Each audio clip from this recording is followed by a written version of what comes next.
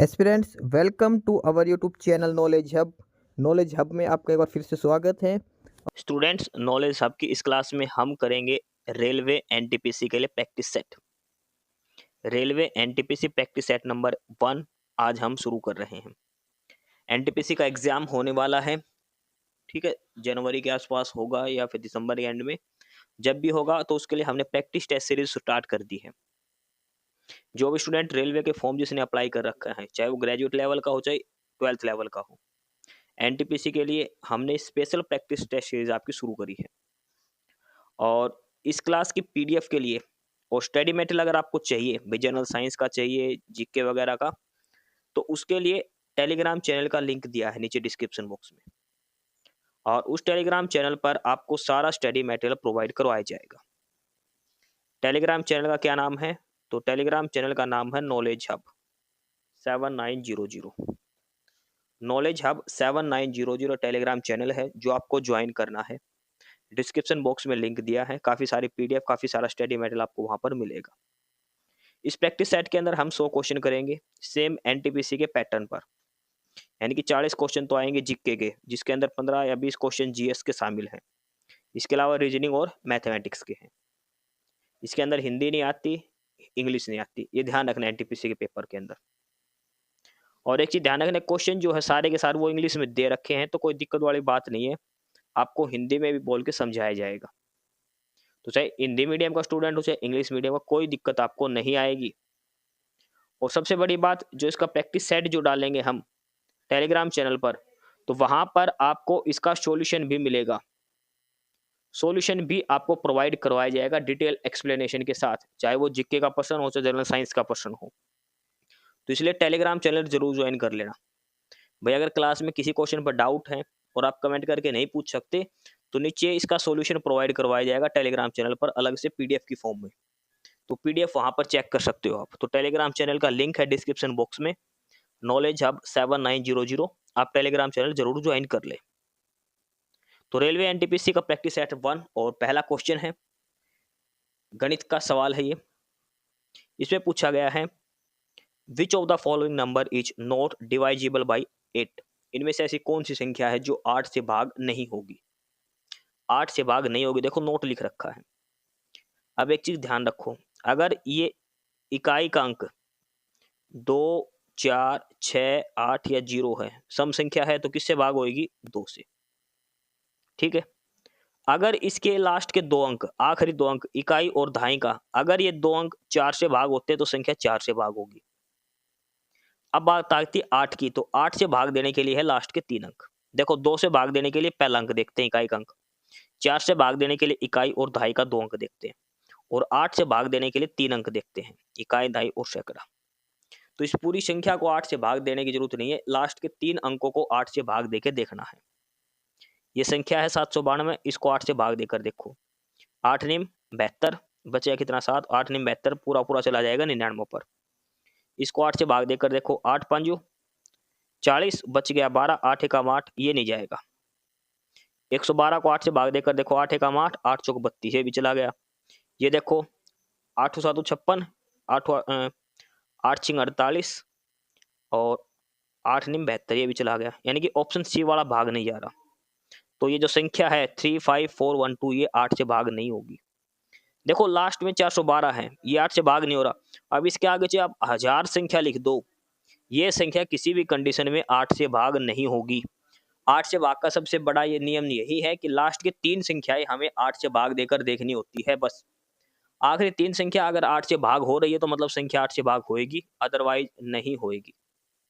ठीक है, तो ऑप्शन सी इसका आंसर हो जाएगा, जो 8 से भाग नहीं होता है। अगला सवाल देखो, 1/4 of a number is equal to 3/8 of another number. दो संख्याएं हैं, पहली संख्या का 1/4 दूसरी संख्या के 3/8 के बराबर है। ये लाइन दे रखी है। If 30 is added to the first number, अगर पहली संख्या में 30 जोड़ दिया जाए, then it become 6 time that of the second number, तो दूसरी संख्या के 6 गुणे के बराबर हो जाती है। तो पहली संख्या हमें बतानी है।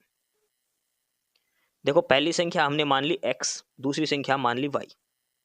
इसलिए दे रखा है कि 1/4 जो है पहले नंबर का, वो दूसरी संख्या के 3/8 के बराबर है। पहली संख्या x, x का 1/4 किसके बराबर है, y का 3/8 के। ठीक है, तो ये किसके बराबर आ जाएगा, 4 दूनी 8, यानी कि x बराबर y गुणा में 3/2 आ गया।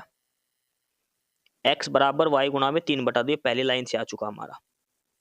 x बराबर 3/2 y, या फिर y निकालें तो कितना आएगा, 2/3 x, ये आ जाएगा इस पहली लाइन से। दूसरा है कि 30 जोड़ा जाए पहले नंबर में, यानी कि x जमा में 30 किसके बराबर है, 6 टाइम ऑफ द सेकंड, 6 गुणा y, ये दे रखा है। अब हमें फर्स्ट नंबर पूछा ना, x का मान निकालना है, तो y की जगह ये वैल्यू पुट कर दो। y का मान कितना है, 2/3 x, 6 गुणा में 2/3 x, ये करना है। 3 दूनी 6, 2 दूनी 4, तो ये कितना आ जाएगा, x प्लस 30 बराबर 4x, x प्लस 30 बराबर 4x, और ये x इधर आएगा तो कितना माइनस में आ जाएगा, यानी कि 3x बराबर 30, x का मान कितना आएगा, 10। x का मान कितना आ जाएगा, 10। हमसे पहला संख्या पूछा, पहली संख्या हमने क्या मानी थी, x, दूसरी मानी थी y। जो जो दे रखा वो आपको पुट करना है, सिंपल। तीसरा सवाल है, इसमें से कौन सी भिन्न सबसे बड़ी है। 4 संख्या दे रखी, इसमें आपको बतानी सबसे बड़ी भिन्न कौन सी है। देखो 7/9, ये देखो 11/13, 11/13 किसके बराबर होता है, 0.846 के बराबर। 22/25 ये होता है 0.88 के बराबर। 7/9 ये होता है 0.777 के बराबर, और 6/7 ये होता है 0.857 के बराबर। तो इनमें से सबसे बड़ी भिन्न कौन सी हो गई, ये 0.88, यानी कि ऑप्शन बी 22/25 जो है वो इनमें सबसे बड़ी भिन्न है। 22 देखो हमने बाकी के नीचे छोटी छोटी संख्या है, हम आसानी से भाग दे सकते हैं 2 अंकों की संख्या को। ठीक है, तो ऑप्शन बी उत्तर हो जाएगा सवाल नंबर 3 का। सवाल नंबर 4 देखो, ये पेपर में बहुत आने लग गया आजकल, एसएससी के पेपर में भी आने लग गए। देखो 0.16 और 6 के ऊपर बार है, तो इसका मतलब क्या कर दिया, 16 माइनस एक संख्या के ऊपर बार है ना, तो 1 घटा दो, मतलब बार है उसको छोड़ के इससे पहले वाली संख्या घटा दो, बटे में कितनी संख्या के ऊपर बार है उतनी जीरो लगा दो, 9 के पीछे 90। तो 16 माइनस 1 कितना हो गया, 15/90, यानी कि 0.1 और 6 के ऊपर बार, ये बन जाएगा 15/90। ऐसे 0.15 है तो इसको लिखो पहले 15 माइनस 5 से पहले क्या है जिस पर बार नहीं है, 1, तो 15 माइनस 1 बटे में 9, और एक अंक पर बार है तो 90, तो ये कितना आ जाएगा, 15 माइनस 1 गया तो 14/90। ऐसे ये करो 13, तो 13 माइनस 1 करेंगे तो 12/90। कहने का मतलब ये संख्या क्या बनेगी, 15/90, जमा ये बनेगी 14/90 माइनस 12/90। एलसीएम कितना आ जाएगा, 90। ये 15 जमा 14 माइनस 12 करेंगे तो 15 और 2 17, तो संख्या क्या बन जाएगी, 17/90 बन जाएगी। ये तो आपको आना चाहिए। देखो अगर एक अंक के ऊपर बार है दूसरे पर नहीं है तो पूरी संख्या है, और इसमें से जिस अंक पर बार नहीं है ना वो घटा दो इसमें से, बटे में 9, और जितने अंकों पर बार है उतना लिख दो। अगर ये दोनों पर बार होती तो 16/99 करते फिर ये। ठीक है, तो ऑप्शन बी उत्तर आ जाएगा 17/90। सवाल नंबर 5 देखो, the sum of a fraction and its inverse is 2 सही 25/66, find the greatest number of the two. देखो एक कोई भिन्न है, मान लो भिन्न मान ली x, तो इस भिन्न और इसका उल्टा यानी कि 1/x, इन दोनों का जोड़ दे रखा 2 सही 25/66। तो आपको ये बताना x और 1/x में जो बड़ी है वो कौन सी भिन्न होगी। x और 1/x में से जो भिन्न बड़ी है वो कौन सी होगी, ये हमने बताना है। x का मान निकालो पहले, फिर 1/x का मान निकालो, और इसमें से जो बड़ा है वो बताना है हमें। ठीक है, ये चीज इसमें हमने करनी है इस सवाल के अंदर। x plus 1/x is equal to 2 सही 25/66, ये दिया है इसके अंदर। अब इस सवाल को करने के 2 तरीके हैं। सबसे बेस्ट जो तरीका है वो होता है ऑप्शन से। सबसे बेस्ट जो है इसमें ऑप्शन से जो वैल्यू दे रखी है अलग अलग, ये हमने पुट करके देखनी है। इसको खोल लोगे और इसमें ये x का मान ले लो, फिर 1/x इसका उल्टा कर देना ऐसे इसको, और ऑप्शन से जब वैल्यू पुट करोगे तो ऑप्शन बी वाली जब वैल्यू पुट करेंगे 6 कम 6 और 5 11, यानी कि एक बनेगा 11/6। जब हम x या फिर 1/x में से 11/6 की वैल्यू रखेंगे, भाई x मान लिया 11/6, तो 1/x कितना आ जाएगा 6/11 आ जाएगा ना।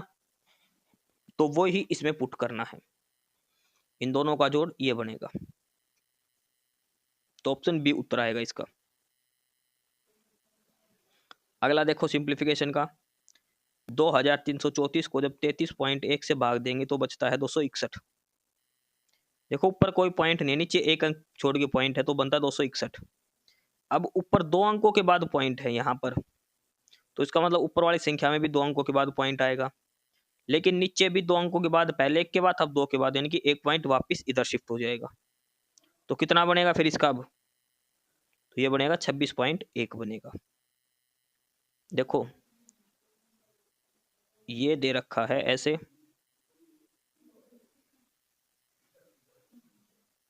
ठीक है, और ये दे रखा है ये 33.1 नीचे। अब इसके नीचे 2 अंक छोड़ के पॉइंट लगाना, मान लो यहाँ पे पॉइंट लगेगा तो पॉइंट का मतलब क्या हो गया, नीचे 100 आएगा। आएगा इसका पॉइंट हटाएंगे तो नीचे 100 आएगा। ये है 3.31, 33.1 का मान, तो ठीक है 3.31 करेंगे तो यानी कि एक इधर शिफ्ट होगा तो 10 लग जाएगा, 1 जीरो से 1 जीरो कट गई, यानी कि ये जो मान दे रखा है इसका उसके 10 से भाग और देना, तो 261 को 10 से भाग देंगे तो क्या आएगा, 26.1 आएगा, 26.1 आ जाएगा ये। अगला सवाल देखो, सवाल नंबर 7। एलसीएम बताना आपको 36, 54, 72 और 96। 36, 54, 72 और 96, तो इनको भाग दो तो किससे भाग जाएंगे ये, ठीक है, यानी कि फ्रैक्शन बना लो। 36 के कैसे फ्रैक्शन, 36 के फ्रैक्शन क्या होंगे, 2, 2 दूनी 4, 4 तिया 12, 12 तिया 36, ये फ्रैक्शन बनेंगे। 54 के 2, 2 तिया 6, 6 तिया 18, 18 तिया 54, ऐसे 72 कैसे 96, इनका एलसीएम निकालना है, या फिर इस तरीके से निकाल लो 36, 54, 72 और 96। पहले 2 से भाग दो सारे, फिर 2 से जाएगा, फिर 3 से जाएगा, फिर 3 से, ऐसे करके भाग जाएगा सारा, और इसका जो एलसीएम आएगा वो आएगा 864, 864। एक चीज ध्यान रखना, एलसीएम हमेशा जो संख्या दे रखी है ना, सबसे बड़ी वाली संख्या या फिर इससे ज्यादा वाला संख्या बनेगा एलसीएम। और अगर इसका एचसीएफ पूछेगा तो सबसे छोटी जो संख्या है या तो वो या फिर उससे कम कोई भी संख्या। एचसीएफ जो है वो सबसे छोटी संख्या होगा, एलसीएम सबसे बड़ी संख्या होगी, ध्यान रखना। तो इसका एलसीएम पूछा हुआ आएगा 864, 864। आगे है सवाल number 8। 3 numbers are in the ratio 4:5:7। 3 संख्याओं का अनुपात है 4:5:7 और इनका एलसीएम है 5600। तो इनका एचसीएफ बताओ। एलसीएम दे दिया, एचसीएफ बताओ। ये है, देखो सीधी सी बात है, संख्याओं के गुणा बराबर एलसीएम गुणा एचसीएफ होता है। संख्याओं की गुणा बराबर एलसीएम गुणा में एचसीएफ। ये संख्या अनुपात में तो हमने संख्या मान ली 4x, 5x और 7x मान ली। एलसीएम कितना दे दिया, अब इनका एलसीएम निकालो। 4x, 5x और 7x का एलसीएम कितना होगा भाई, 4, 5 और 7 का एलसीएम कितना आएगा 140, x साथ में तो इसका एलसीएम कितना आएगा 140x, लेकिन एलसीएम दे कितना रखा है 5600, तो यहाँ से x का मान निकालेंगे कितना आएगा 40, यानी कि संख्या किसका मल्टीपल है 40 का, तो इनका एचसीएफ भी क्या हो जाएगा 40। ये जो x का मान निकला है यही इसका एचसीएफ होगा, क्योंकि तीनों संख्या आपस में अभाज्य संख्याएं हैं, एक दूसरे से भाग नहीं हो रही, 4, 5 और 7, ठीक है। तो इन संख्याओं को किससे गुणा करनी पड़ेगी, 5600 आएगा, 140 को 40 से, x का मान 40, यानी कि एचसीएफ कितना आ जाएगा 40 हो जाएगा। एलसीएम बताओ 17/31, 34/62 और 48/93। देखो अगर एलसीएम पूछा है, एलसीएम पूछा है तो ऊपर वाली संख्या का एलसीएम और नीचे वाली संख्या का एचसीएफ फ्रैक्शन के अंदर, और अगर एचसीएफ पूछता तो ऊपर वाले का एचसीएफ निकलता, नीचे वाले का एलसीएम। जो चीज पूछी है ना भिन्न के अंदर, वो ऊपर वाली संख्या का निकालना है और नीचे वाले का दूसरा निकालना है। तो 17, 34 और 48 इसका एलसीएम निकलेगा। 17, 34 और 48, 17, 34 और 48 का एलसीएम कितना आ जाएगा 816। एचसीएफ निकालना है 31, 62 और 93, तो सबसे छोटी संख्या क्या है 31, 31 एचसीएफ आ जाएगा। तो भिन्न क्या बनेगी, जो इसका एलसीएम कितना आएगा वो, इसका एलसीएम क्या हो जाएगा 816/31, यानी कि ऑप्शन ए आंसर हो जाएगा 816/31। अगर इसका एचसीएफ पूछता तो पहले ऊपर वाले का एचसीएफ निकलता, नीचे का एलसीएम निकलता। अब इसने एलसीएम पूछा है तो ऊपर वाले का एलसीएम निकलेगा, नीचे का एचएफ आएगा, फिर वो भिन्न बनेगी पूरी एलसीएम बटे एचएफ करके। सवाल नंबर 10 से क्या कि what is the smallest number with 7 factors exactly. सबसे छोटी संख्या जिसके 7 फैक्टर हैं। तो 2 के हम फैक्टर बनाएंगे तो 2 की पावर 2 गुना 5 की पावर 2 होता है 2। 64 क्या होता है 2 की पावर 6। 36 क्या होता है 2 की पावर 2 गुना 3 की पावर 2। 16 क्या होता है 2 की पावर 4। अब फैक्टर करेंगे तो क्या होगा, पावर में एक ऐड हो जाएगा, इसके फैक्टर कितने होंगे 6 जमा 1 7, इसके फैक्टर कितने होंगे 4 जमा 1 5, इसमें कितने होंगे 2 जमा 1 3, और इसके भी 3, 3 गुणा 3 करेंगे कितने फैक्टर हो गए 9, और इसके करेंगे तो 2 और 1 3 गुणा में 3, इसके भी 9 फैक्टर हो गए। तो 7 किसके बनेंगे 64 के। 7 फैक्टर किसके हैं 64 के हैं 7 फैक्टर। फैक्टर कैसे करते हैं, जो प्राइम फैक्टर करते हैं उनकी पावर जो उसमें एक एक ऐड करके उनके आपस में गुणा करते हैं। पावर जो बनेगी इसके प्राइम फैक्टर की उसमें एक ऐड करके उनके आपस में गुणा कर देते हैं। तो 64 है 6, 6 में से एक जुड़ेगा तो 7, तो इसकी फैक्टर कितने हो गए 7। सवाल नंबर 11 है 64 student of class 10th took part in A mathematics quiz. 10वीं क्लास के 64 बच्चों ने मैथ के क्विज के अंदर भाग लिया था। If the number of girls was 16 more than the number of boys, then find the ratio of number of boys to the total number of students। देखो ये कहा है कि 10वीं क्लास के टोटल 64 बच्चों ने भाग लिया था। साथ में कहा उन 64 बच्चों में लड़कियां 16 ज्यादा थी लड़कों की कंपैरिजन में। तो ये बताओ टोटल रेशियो बताओ कितने लड़कों और लड़कियों ने भाग लिया था।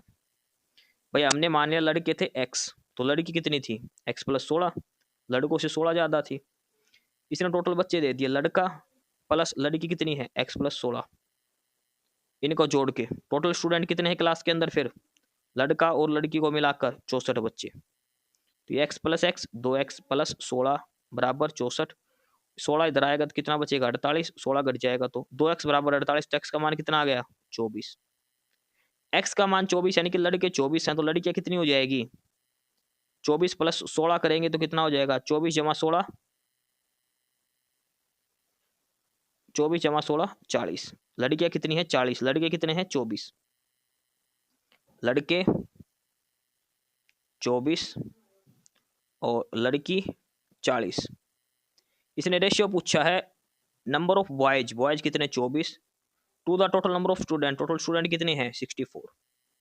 24 बटा 64 करेंगे तो काट दो 8 से, 8 दिया 24 और 8 8 64, तो क्या रेशियो आ जाएगा 3 बटा 8। रेशियो क्या आएगा 3/8। इसने लास्ट में रेशियो पूछा, अगर संख्या पूछता तो लड़के 24 हैं और लड़कियां 16 ज्यादा यानी कि 24 प्लस 16 40 लड़कियां हो जाती। आगे है question number 12 number. The ratio of the sum of money Arun and Ahan had is 9 ratio. Arun और अहान के पास 9 अनुपात 5 में है, यानी कि अरुण के पास 9x है, अहान के पास 5x रुपए है, ये दे दिया। इफ अरुण गिव 12 रुपए to his share to Ahan then the ratio become 4:3। How much did Arun have initially. देखो अरुण के पास 9x था, 9x में से अरुण ने 12 दे दिए, अपॉन में अहान के पास 5x था, इसके पास 12 रुपए आ गए। अब कितना अनुपात हो गया इनका 4:3। यहाँ से x का मान निकालोगे, सोल्व करोगे जब इसका x का मान आएगा 12, क्रॉस मल्टीप्लाई करके x का मान आएगा 12। तो अरुण के कितने थे 9x, तो 12 इंटू 9 करोगे तो 12 गुना 9 108। ऑप्शन सी आंसर हो जाएगा 12 इंटू 9 108। आगे question number 13 number. 20% of the population of the city died due to the war and the remaining population 5% died in epidemic. If the present population of the city is 15,200 then the population of the city before the war। देखो ये कहा कि युद्ध आने से एक शहर की 20% जनसंख्या खत्म हो गई, बची हुई का 5% बीमारी से मर गए, शहर में अब 15,200 लोग बचे हैं। तो शहर की जनसंख्या कितनी थी वार से पहले, हमने मान ली शहर की जनसंख्या वार से पहले थी 100 थी, इसमें से 20% लोग वार में मर गए, तो कितने लोग बच गए। टोटल शहर में 100 लोग थे मान लिया, 20 लोग युद्ध में मर गए, टोटल कितने बच गए 80 बच गए।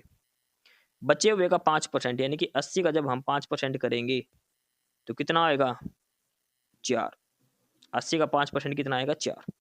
4 लोग एपिडेमिक के अंदर मच गए, 80 में से 4 और मर गए तो कितने बच गए, 80 माइनस 4 करेंगे तो कितने बच गए 76। 76 की वैल्यू दे दी 15,200, यानी कि इसका 200 गुना। 76 का डबल करेंगे तो 152 बनेगा, इसका 20 तो 200 टाइम्स। तो शहर की पॉपुलेशन बतानी है वार शुरू होने से पहले कितनी थी, 100 मानी थी। इसका हम जब 200 गुना करेंगे तो 200 को 100 से गुना कर देंगे, लास्ट में 2 जीरो आ जाएगी। यानी कि शहर की जनसंख्या कितनी थी पहले, 20,000 थी। शहर की जनसंख्या कितनी थी पहले, 20,000 थी। आ गया question number 14। The cost of a washing machine is 40% less than the cost of TV. Washing machine की कॉस्ट जो है वो टीवी से 40% कम है। If the cost of the washing machine increase by 18% and the TV decrease by 10%, then what is the change in the total cost of 5 washing machine and 2 TVs. ये बताना है आपको। थोड़ा सा लंबा सवाल है ये, आपको थोड़ा सा तसल्ली से करना है। देखो ये कहा कि वॉशिंग मशीन की कॉस्ट जो है वो 40% कम है टीवी से। हमने टीवी की कॉस्ट मान ली 100 रुपये, तो वॉशिंग मशीन की कितनी हो जाएगी, इससे 40 कम हो जाएगी, कितनी हो गई 60 हो गई। लास्ट में इसने पूछा 5 वॉशिंग मशीन और 2 टीवी का। वॉशिंग मशीन की कीमत 60 है, तो 5 वॉशिंग मशीन कितने में आएगी, 60 गुणा 5 करेंगे तो 300 की। 2 टीवी कितने आएंगे 200 के, तो 300 जमा 200 कितने हो गए टोटल 500 रुपए के। यानी कि पहले जो कीमत थी उसके हिसाब से 5 वॉशिंग मशीन और 2 टीवी टोटल कितने रुपए के आते, 500 रुपए के आते। कितने के आएंगे, 500 रुपए के आएंगे। ठीक है, ये चीज हमने निकाल ली यहाँ से। इसकी कीमत कितनी आ गई 500 रुपीज। टीवी माना था 100 रुपए का, तो वॉशिंग मशीन कितने रुपए की पड़ गई थी 60 रुपए की। इसके बाद कहा कि cost of washing machine increase by 18%, यानी कि 60 का 18% करेंगे तो 60 का 18% कितना होता है, 18 5 90, 18 6 108। यानी कि कितनी कीमत बढ़ गई इसकी, 10.8 रुपए बढ़ गई। 10.8% बढ़ गई, तो वॉशिंग मशीन की नई कीमत कितनी हो गई, 60 जमा 10.8 करेंगे तो कितनी हो गई 70.8 वॉशिंग मशीन की कीमत। और टीवी की 10% कम होगी, 100 थी, 100 का 10% कम करेंगे तो कितने बच गई टीवी की 90। टीवी का मूल्य कितना हो गया 90 रुपए।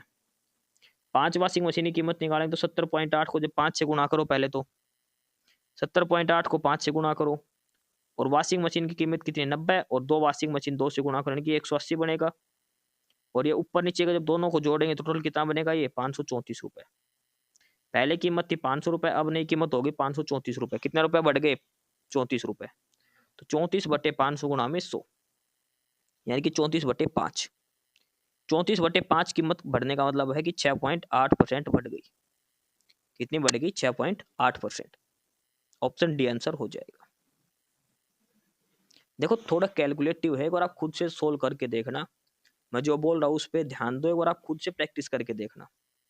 ये मत सोचना कि इस पे लिखा हुआ समझ में नहीं आ रहा, इस पे डिपेंडेंट मत रहो। एक बार आप खुद से ट्राई करके देखो, सारे आसान सवाल हैं। क्लास की पीडीएफ मिलेगी आपको नीचे डिस्क्रिप्शन बॉक्स में, टेलीग्राम चैनल का लिंक है वहां पर, नॉलेज हब के नाम से है। और वहां पर सॉल्यूशन मिलेगा आपको कंप्लीट पीडीएफ के रूप में। आप चाहे तो वो सॉल्यूशन देख सकते हैं। मैं सॉल्यूशन प्रोवाइड करवा रहा हूँ, इसलिए क्वेश्चन थोड़े से फास्ट करवा रहा हूँ मैं, ताकि आपको सॉल्यूशन में देखोगे तो भी समझ में आ जाएगा आसानी से। क्लियर सॉल्यूशन होंगे वो लिखे हुए। क्वेश्चन नंबर 15 है कि द लेंथ, एक त्रिभुज की 3 साइड है 12 15 और 21, तो त्रिभुज का एरिया बताओ। देखो ना तो ये इक्विलेटरल ट्रायंगल है ना राइट एंगल ट्रायंगल है, तो इसका सीधा सा फार्मूला क्या बनेगा, एरिया क्या निकलेगा √ एस इंटू में S minus A, S minus B और एस माइनस सी। एस होता है सेमी पेरीमीटर, वो क्या होता है A plus B plus C by 2। तो A plus B plus C यानी कि 12 15 और 21 जोड़ेंगे और इसको तो कितना आएगा 48, 48 को 2 से भाग देंगे तो 24। सेमी पेरीमीटर आ गया 24। एस का मान 24, ए का मान 12, बी का मान 15, सी का मान 21 रखना है। ठीक है, उनको गुणा करोगे तो इसका जो एरिया आ जाएगा, देखो लास्ट में रूट निकालोगे उसका, तो ये आएगा 36√3। ऑप्शन ए उत्तर आ जाएगा। क्वेश्चन नंबर 16, प्रश्न नंबर 16 है, a rectangle has a length 3 metre more than its width. देखो लेंथ जो है वो विड्थ से 3 मीटर ज्यादा है, एल बराबर W+3, and a perimeter numerical equal to area. भाई एरिया जो है उसका न्यूमेरिकल वैल्यू बराबर है, यूनिट अलग अलग होगी। ठीक है, तो देखो पेरीमीटर क्या होता है, लंबाई जमा चौड़ाई, दो बार जुड़ेगी, 2 इंटू एल प्लस बी।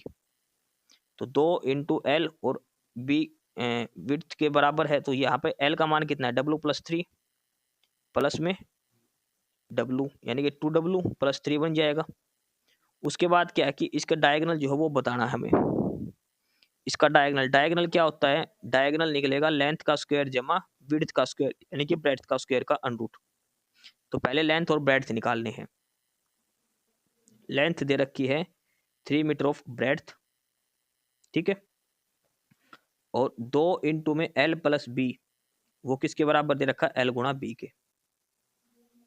यहां से जब लेंथ निकालोगे, लेंथ आएगी 6, तो ब्रेड्थ कितनी आएगी, 3 आएगी। फिर डायगोनल निकलेगा 6 का स्क्वायर जमा 3 का स्क्वायर, उसका अनरूट करेंगे तो 6 पॉइंट कुछ आएगा, यानी कि अप्रोक्सीमेट 6 आएगी। 6 पॉइंट कुछ आएगा तो अप्रोक्सीमेट 6 के बराबर आएगी इंटीजर वैल्यू। क्वेश्चन नंबर 17 है कि कोई आदमी ए है जो काम 15 दिन में कर सकता है, बी 20 दिन में, दोनों कितने दिन में करेंगे। एक 15 दिन में, दूसरा 20 दिन में। एलसीएम कितना आएगा, एलसीएम कितना आएगा, 15 और 20 का 60। 15 और 20 का एलसीएम कितना आएगा, 60। 15 चौक 60, 20 या 60, दोनों मिलकर टोटल काम 60 कितने करेंगे, 4 + 3 यानी कि 7। 60 अपॉन में 7, 60 अपॉन 7 करेंगे 8 इंटू 4/7, 8:4/7। क्वेश्चन नंबर 18 है, A can do a work in 24 days, B can do 2/5 of the same work in 12 days. Both work for 6 days. How much work is still left? A को काम करता 24 दिन में, B उस काम का 2/5 हिस्सा करता। काम देखो 2/5 हिस्सा करता है 12 दिन में। टोटल काम था 5 यूनिट, 2 यूनिट करता है 12 दिन में, तो 1 यूनिट कितने दिन में करेगा, 6 दिन में। तो टोटल 5 यूनिट करवाने को कितने दिन में करेगा, 6 × 5 यानी कि 30 दिन में। अब सवाल क्या बन गया, ए कोई काम करता 24 दिन में, बी काम करता उसी काम को 30 दिन में, पूरा काम। ए 24 दिन में, बी 30 दिन में, टोटल काम कितना आएगा, इन दोनों का एलसीएम कितना आएगा, 120। 24 5 120, 3 चौक 12। ए की क्षमता आ गई 5, बी की आ गई 4। दोनों 6 दिन में कितना काम करेंगे, 5 और 4 9 टोटल काम हो गया। 6 दिन में कितना काम करेंगे, 9 6 54। टोटल काम था 120, 54 यूनिट कर दिया तो कितना यूनिट बच गया, 66 यूनिट। टोटल काम था 120, तो 66/120 हिस्सा इसका बच गया। 66/120 करेंगे तो यानी कि कितना आएगा, 11/20। क्या हिस्सा रह गया काम का, 11/20 हिस्सा रह गया काम का। आगे है सवाल number 19। Student reaches school on his bicycle is 3/2 hours at a speed of, अगर वो 8 की स्पीड से जाता है, 8 किलोमीटर प्रति घंटा घर से स्कूल, तो उसको 3/2 यानी कि 1.5 घंटे लगते हैं, 1.5 घंटा लगता है। On the return he rest for half an hour, आते टाइम वो आधे घंटे रुकता है। और 1 किलोमीटर जो शॉर्ट रास्ता है उससे आता है, जो पहले शॉर्ट रास्ता जाता था उससे 1 किलोमीटर शॉर्ट रास्ते से आता है। तो what would be the percentage increase in the speed of the bicycle so that he can reach home the same time, यानी कि उसको साइकिल की स्पीड कितनी बढ़ाए कि जितने टाइम में वो स्कूल जाता है ना, घर से स्कूल, उसी टाइम में वो स्कूल से घर पहुंच जाए। देखो ये 3/2 घंटे में जाता है 8 किलोमीटर की स्पीड से, तो कितनी दूरी तय करेगा, 3/2 घंटे में 8 की स्पीड से करेगा, 2 चौके 8 यानी कि 4 × 12, यानी कि स्कूल से घर की दूरी कितनी है, 12 किलोमीटर। जाते टाइम उसको दूरी तय करनी है 12 किलोमीटर, लेकिन आते टाइम 1 किलोमीटर शॉर्टकट आता है वो, तो आते टाइम कितनी दूरी तय करनी है उसको, मात्र 11 किलोमीटर दूरी तय करनी है। लेकिन टाइम कितना लगेगा, अब उसने देखो 1.5 घंटा लगता था, आधे घंटा तो उसने रेस्ट कर लिया।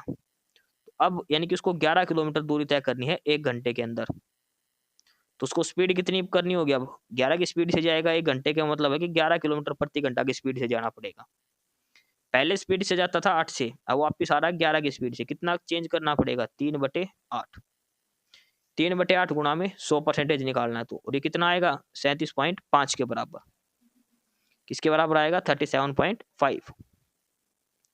देखो यहां से जो दे रखा 3/2 hours at a speed, 8 kilometre गति दे दी, ये समय दे दे, तो चाल दे दी और समय दे दिया, दूरी निकल जाएगी। 3/2 × 8 करेंगे तो दूरी आ जाएगी 12 किलोमीटर। अब इसने कहा कि आते टाइम शॉर्टकट मारता है 1 घंटे का, भाई 12 किलोमीटर दूरी है घर से स्कूल की, आते टाइम 1 किलोमीटर शॉर्टकट मारता तो कितने किलोमीटर चलना पड़ेगा, मात्र 11 किलोमीटर। लेकिन वो बीच में आधा घंटा बैठ गया स्कूल से घर आते टाइम आधा घंटा दोस्तों के साथ रुके, उसके बाद घर आते हैं। जाते टाइम 1.5 घंटा लग रहा था, तो आते टाइम आधा घंटा तो उसने रेस्ट कर लिया, तो मतलब उसके पास सिर्फ 1 घंटा बचा। दूरी तय करनी है 11 किलोमीटर, तो स्पीड कितनी से चलनी होगी? 11 किलोमीटर प्रति घंटा से चलनी पड़ेगी। पहले स्पीड 8 थी, अब कितनी होगी? 11। कितनी बढ़ गई? 3 की। कितने से? 8 की। 3/8 गुणा में 100। सवाल नंबर 20 है कि on increase speed 5 kilometre per hour of a train, it take 2 hour less in covering a distance of 300 kilometre, find its general speed. Train भाई जिस स्पीड से चल रही थी ना, उससे 5 किलोमीटर की स्पीड कम कर दी। अब इसने 5 किलोमीटर की स्पीड बढ़ा दी। अब ट्रेन 2 घंटे कम दूरी, मतलब 2 घंटे कम लग गए। भाई मान के चलो ट्रेन चल रही थी 100 की स्पीड से, और अब ट्रेन ने स्पीड 5 किलोमीटर बढ़ा लिया, 105 की स्पीड से चल रही है। पहले उसको दिल्ली से मुंबई में अगर 8 घंटे लगते, तो अब 2 घंटे कम लगते हैं, अब लगते 6 ही घंटे, और दूरी है उनके बीच में 300 किलोमीटर। तो बताओ ट्रेन पहले कितनी स्पीड से चल रही थी, ये बताना हमें। ट्रेन की नॉर्मल स्पीड क्या थी? हमने मान लिया x थी, तो नई स्पीड क्या हो गई? x + 5 हो गई। टाइम 2 घंटे कम ले रही है। टाइम का फार्मूला क्या होता है? डिस्टेंस अपॉन में स्पीड। डिस्टेंस कितनी है टोटल? 300 किलोमीटर की दूरी जाएगा, 300 किलोमीटर पहले x की स्पीड से, और 300 किलोमीटर गया x + 5 की स्पीड से, और दोनों का अंतर कितना है? 2 घंटे का। यहां से x का मान निकालना है। 300/x माइनस 300 में x + 5 बराबर 2 घंटे की दे रखा है। 300/x ये पहला समय है जब ट्रेन x की स्पीड से गई थी 300 किलोमीटर, और दूसरा समय है 300 की स्पीड से गई x + 5 में, तो यहाँ से x का मान आ जाएगा 25। तो ट्रेन की नॉर्मल स्पीड कितनी थी? 25 किलोमीटर पर घंटा। ये सवाल आप ऑप्शन से भी कर सकते हैं। आगे है सवाल नंबर 21, और सवाल नंबर 21 में दिया है the compound interest on a sum of money at 5% per annum for 3 years is 6,305. Find the simple interest for the same sum at the same rate of interest for the same number of years. इसने कहा है 3 साल का चक्रवृद्धि ब्याज 5% की दर से 6,305 रुपए है। तो सेम अमाउंट के ऊपर, यानी कि जो रुपए थे उतने 3 साल के लिए 5% की दर से उसका साधारण ब्याज बताओ। चक्रवृद्धि ब्याज दे दिया, साधारण ब्याज हमें बताना है कितना था इसका, ये बताना हमें इसके अंदर सिंपल सा। देखो अब इस सवाल को करने के 2 तरीके हैं। 3 साल है, 5% है, तो 5 का कोई फैक्टर ले लो। भाई 5% कितना होता है? 1/20। 1/20 को 3 बार तोड़ना है, तो 20 का 3 बार गुणा करके वो हमने टोटल अमाउंट मान ली, 2 दूनी 4 4, यानी कि 8,000 रुपए। 8,000 रुपए हमने मान लिया मूलधन था, उसका प्रिंसिपल था। अब इसका 3 साल का मतलब पहले साल का 1/20 निकलेगा, फिर दूसरे साल का 1/20, फिर तीसरी साल का 1/20, फिर इसके ब्याज पे ब्याज।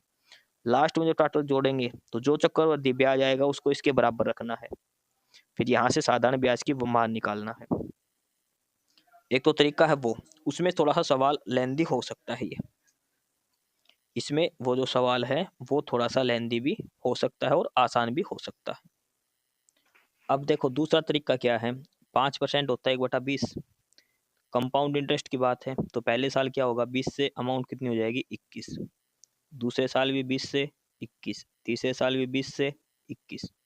इनकी गुणा करेंगे आप, 20 गुणा 20 गुणा 20 3 बार करेंगे, कितना आ जाएगा? 8,000। और 21 की क्यूब कितनी होती है? 9261। कहने का मतलब है कि अगर 8,000 रुपये हमारा प्रिंसिपल था, तो अमाउंट कितनी हो जाएगी? 9,261 रुपये। 9261 रुपये ये हमारी अमाउंट आ गई, ये हमारा प्रिंसिपल। ध्यान रखना कंपाउंड इंटरेस्ट की बात हो रही है यहाँ पे। तो यहाँ से इंटरेस्ट कितना आएगा? अमाउंट में से प्रिंसिपल घटाएंगे तो कितना बचेगा? 9261 में से 8,000 घटाएंगे तो 1,261 रुपये बचेगा। चक्रवृद्धि ब्याज हमारा कितना आ गया? 1,261। लेकिन दे कितना रखा? 6305। कितना गुना है? 5 गुना। तो इसके हिसाब से हमारा प्रिंसिपल कितना हो जाएगा? 8,000 का 5 गुना करें तो कितना आ जाएगा? 40,000 रुपये। मूलधन कितना हो जाएगा फिर हमारा? 40,000 रुपये। अब सीधा सवाल बच गया, 40,000 रुपये मूलधन है, 3 साल का 5% की दर से साधारण ब्याज बताओ। तो फार्मूला क्या होएगा? मूलधन गुणा में दर गुणा में समय बटे में 100। 2 0 से 2 5 या 15, 15 चौक 60। तो साधारण ब्याज कितना आ जाएगा? 6,000 रुपये। ये सवाल था। ये फार्मूला हम देखो किस्त वाले क्वेश्चन में करते हैं। 20 रुपए से 21 गई, 20 से 21 गई, दोनों में किस्तें बराबर करो, ठीक है, वो करते हैं ना, वो वाला फैक्टर है इसमें सेम। ये चीज ध्यान रखनी है आपको। अगला सवाल number 22, a certain some was invested at 40% per annum compound interest for 2 years and the interest was compounded annually. If the interest was compounded half yearly, the amount payable of maturity after 2 years would have been 4,544 rupees more. What was the sum invested? इसमें कहा कि एक व्यक्ति ने कुछ पैसे invest करे थे चक्रवर्ती ब्याज पर। पहले दर थी 40% वार्षिक 2 साल के लिए और कंपाउंडेड वार्षिक होता था, वार्षिक दर थी। दोबारा कहा कि अगर वो दर अर्धवार्षिक होती तो 2 साल बाद जो ब्याज मिलता तो 4544 रुपए ज्यादा मिलता। तो पैसे कितने थे, पैसे कितने थे ये हमें बताना है। 40% दर थी 2 साल के लिए, पहले साल भी 40 से 41, दूसरे साल भी 40 से 41 हुआ होगा भाई, 40-40 के हिसाब से। लेकिन दूसरे साल हाफ ईयरली का मतलब क्या होगा, दर क्या हो जाएगी, आधी, यानी कि 20% हो गई दर। और टाइम कितना हो जाएगा अब, 4 ईयर, 4 साल लेना पड़ेगा, दर 20%। क्यों, हाफ ईयरली का मतलब टाइम डबल हो जाएगा और दर आधी। तो इसमें फिर बताना है कि सम क्या होगा, ये हमें इसके अंदर बताना है। ठीक है, थोड़ा लेंदी क्वेश्चन, थोड़ा कैलकुलेटिव क्वेश्चन बनेगा, लेंदी तो नहीं है, थोड़ा कैलकुलेटिव कह सकते हैं हम इसको। इसको भी सेम ऊपर वाले पैटर्न से ही करेंगे। भाई हमने पैसे मान लिए, भाई 40% का मतलब क्या होता है, 40/100 यानी कि 2/5, 2/5 होता 40% का मतलब, यानी कि 5 से कितना हो गया 7, दूसरे साल भी 5 से कितना हो गया 7, यानी कि 25 रुपए से कितनी अमाउंट बनेगी 49। ब्याज कितना मिला यहाँ पे 14 रुपए का। ठीक है, ये तो हो गया 2 साल का चक्रवर्ती ब्याज के हिसाब से। अगर 25 रुपए अमाउंट प्रिंसिपल है तो अमाउंट हो जाएगा 49 रुपए और ब्याज कितना मिलेगा 14 रुपए का। ये तो है 2 साल का। अब अगर दर 20% हो गई 4 साल के हिसाब से, तो मतलब 20 से 21, 20 से 21, 20 से 21, 20 से 21, 4 बार 20 से 21 होएगी, क्योंकि टाइम हो गया 4 गुना, डबल हो गया ना, 2 साल था तो अब 4 हो गया। तो अब 20 को 4 बार गुना करेंगे तो कितना बन गया ये 1,60,000। 1,60,000 रुपए अगर हमारा प्रिंसिपल है तो अमाउंट कितना बनेगा, अमाउंट कितना बनेगा भाई 21 गुणा 21 गुणा 21, ये तो 92,61 था ऊपर वाले क्वेश्चन में, उसको फिर एक 21 से गुणा करेंगे तो कितना आएगा 1,94,481 रुपए आ गया। अब यहाँ पे प्रिंसिपल 25 है, यहाँ पे 1,60,000, इसको भी बनाओ पहले बराबर। भाई अमाउंट तो जो हमारा प्रिंसिपल था वो तो सब कहीं बराबर ही है, अमाउंट में चेंज नहीं करा। तो 1,60,000 को 25 को अगर 1,60,000 बनाना तो कितना गुना दे रखा है ये, इसका 6400 गुना है, तो ये ब्याज भी 6400 गुना हो जाएगा। तो 6400 को जब 14 से गुना करेंगे तो कितना हो जाएगा ये 89,600 का, यानी कि पहले 40% की दर से 89,600 का ब्याज मिलता, और यहाँ पे कितने का मिलेगा ये लगभग मिलेगा 39,000 कुछ का। तो अब इसके हिसाब से हमें 4544 की वैल्यू दे रखी इस अंतर की, वहां से हमें निकालना है, और ये उत्तर आएगा हमारा 40,000 ही, सम आएगा 40,000। देखो डिटेल में सॉल्यूशन है, पीडीएफ मिलेगी आपको सॉल्यूशन की, सॉल्यूशन की पीडीएफ मिलेगी एक्सप्लेनेशन के साथ, और वो हमारा टेलीग्राम चैनल है नॉलेज हब, वहां पर आपको पीडीएफ मिलेगी इस क्वेश्चन बैंक की, उसके साथ ही आंसर मिलेंगे, वहां पर आप डिटेल में समझ लेना, कोई दिक्कत नहीं आएगी। ठीक है, यहाँ पर सोल्व करवाने में बहुत ज्यादा टाइम लगेगा। आगे है सवाल number 23, selling price of 32 item is equal to the cost price of, यानी कि 32 वस्तुओं का विक्रय मूल्य है, क्रय मूल्य है 38 वस्तुओं के बराबर। सेलिंग प्राइस ऑफ 32 बराबर कॉस्ट प्राइस ऑफ 38। अब क्या है, सीपी बाई एसपी का रेशियो निकाल लो। तो सीपी बाई एसपी का निकालेंगे तो कितना आएगा 32/38, यानी कि 32/38, 2 से काटोगे तो 16/19, यानी कि 16 की चीज 19 में बेच दी, कितने का लाभ हो गया 3 का। तो लाभ बटे क्रय मूल्य गुणा में 100, प्रॉफिट परसेंटेज निकालना 3/16 गुणा में 100, 3/16 यानी कि कितना हो गया 4 से का 4 और 25 यानी कि 75/4, 18.75, 18.75। अगला सवाल देखो, पवन सोल्ड एट आइटम, एक आइटम को 12.5% हानि पर बेचा गया। अगर वो उसको 56 रुपए में ज्यादा बेचता तो उसको 22.5% लाभ होता। तो उसका वस्तु का विक्रय मूल्य बताओ अगर प्रॉफिट 25% है तो पहले वस्तु का विक्रय मूल्य निकालना है, सॉरी वस्तु का क्रय मूल्य निकालना है पहले। एक आइटम था उसको 12.5% लॉस पर बेचा गया, उसके बाद 22.5% प्रॉफिट। तो ऐसी चीज ले लो, 12.5% का मतलब कितना हो गया, 1/8। 1/8 12.5 होता है ना। तो हमने मान लिया कि वस्तु का क्रय मूल्य था 800 रुपये, हमने नॉर्मली मान लिया। और अगर इसको बेचा 1/8 पर, यानी कि 1/8 का लॉस मतलब 100 रुपए का लॉस, तो कितने में बेचा इसको, 700 रुपए पे। उसने कहा कि अगर उसको 56 रुपए अधिक में बेचता तो उसका प्रॉफिट होता 22.5%। तो 800 का 22.5% निकालो, 800 का 22.5% निकालो भाई, बटे में 100 आ जाएगा। 800 का 22.5% निकालेंगे तो हमारा कितना आएगा, तो वो बनेगा 180 रुपये। तो 800 जमा 180 जोड़ेंगे कितना हो जाएगा, 980 रुपये। अंतर कितना आ गया, 700 और 980 में 280 का। लेकिन अंतर दे कितना रखा है, 56 का। 56 की वैल्यू आ गई हमारी 280। कितना है ये, 1/5वां हिस्सा दे रखा है, यानी कि 5 गुना आ गया हमारे ये। 56 का 5 गुना करें तो 280 आएगा। 1/5वां हिस्सा तो दे रखा हमारा, प्रॉफिट आ रहा है 280 रुपए का, लेकिन यहाँ पे आ रहा है 56 रुपए, यानी कि 1/5वां हिस्सा। तो इसका जो क्रय मूल्य है वो भी 5वां हिस्सा हो जाएगा। 800 का 5वां हिस्सा करेंगे तो कितना आएगा, 800 बटे में 5। 800 बटे 5 का मतलब क्या हो गया, 160। यानी कि वस्तु का कॉस्ट प्राइस आ गया, कितना आ गया, 160 रुपये। इसको 25% लाभ पर बेचना है, यानी कि 5/4 पर बेचना है। 4 5 20, तो कितने में बेची जाएगी वस्तु, 200 रुपये में। कितने में बिकेगी, 200 रुपये के अंदर वो वस्तु बिकेगी। इस सीरीज का एन टर्म तक का रिजल्ट निकालना है। एपी सीरीज है तो एस एन क्या होता है, n/2 2a plus n-1 into में d, ये फार्मूला है, यहां से निकाल लो। ठीक है, पहले इसको सोल्व करोगे ना, इसमें पहले 1 + 1 n टर्म तक आएगा, अंदर क्या बचेगा, 1/n plus 2/n plus 3/n। तो इस अंदर वाले को एपी सीरीज बनेगी, उसमें ये फार्मूला लगेगा। आंसर क्या आएगा, n-1/2, यानी कि ऑप्शन डी आंसर आएगा। सवाल नंबर 26 नंबर है, x² + ax + b को जब x-3 से भाग देते तो 22 रिमाइंडर बचता है। x² + bx + a को जब x-3 से भाग देते तो 24 रिमाइंडर बचता है। तो a + b की वैल्यू बताओ, a + b की वैल्यू बताओ। x-3 है, यानी कि x का मान क्या रखेंगे, हम 3 रखेंगे।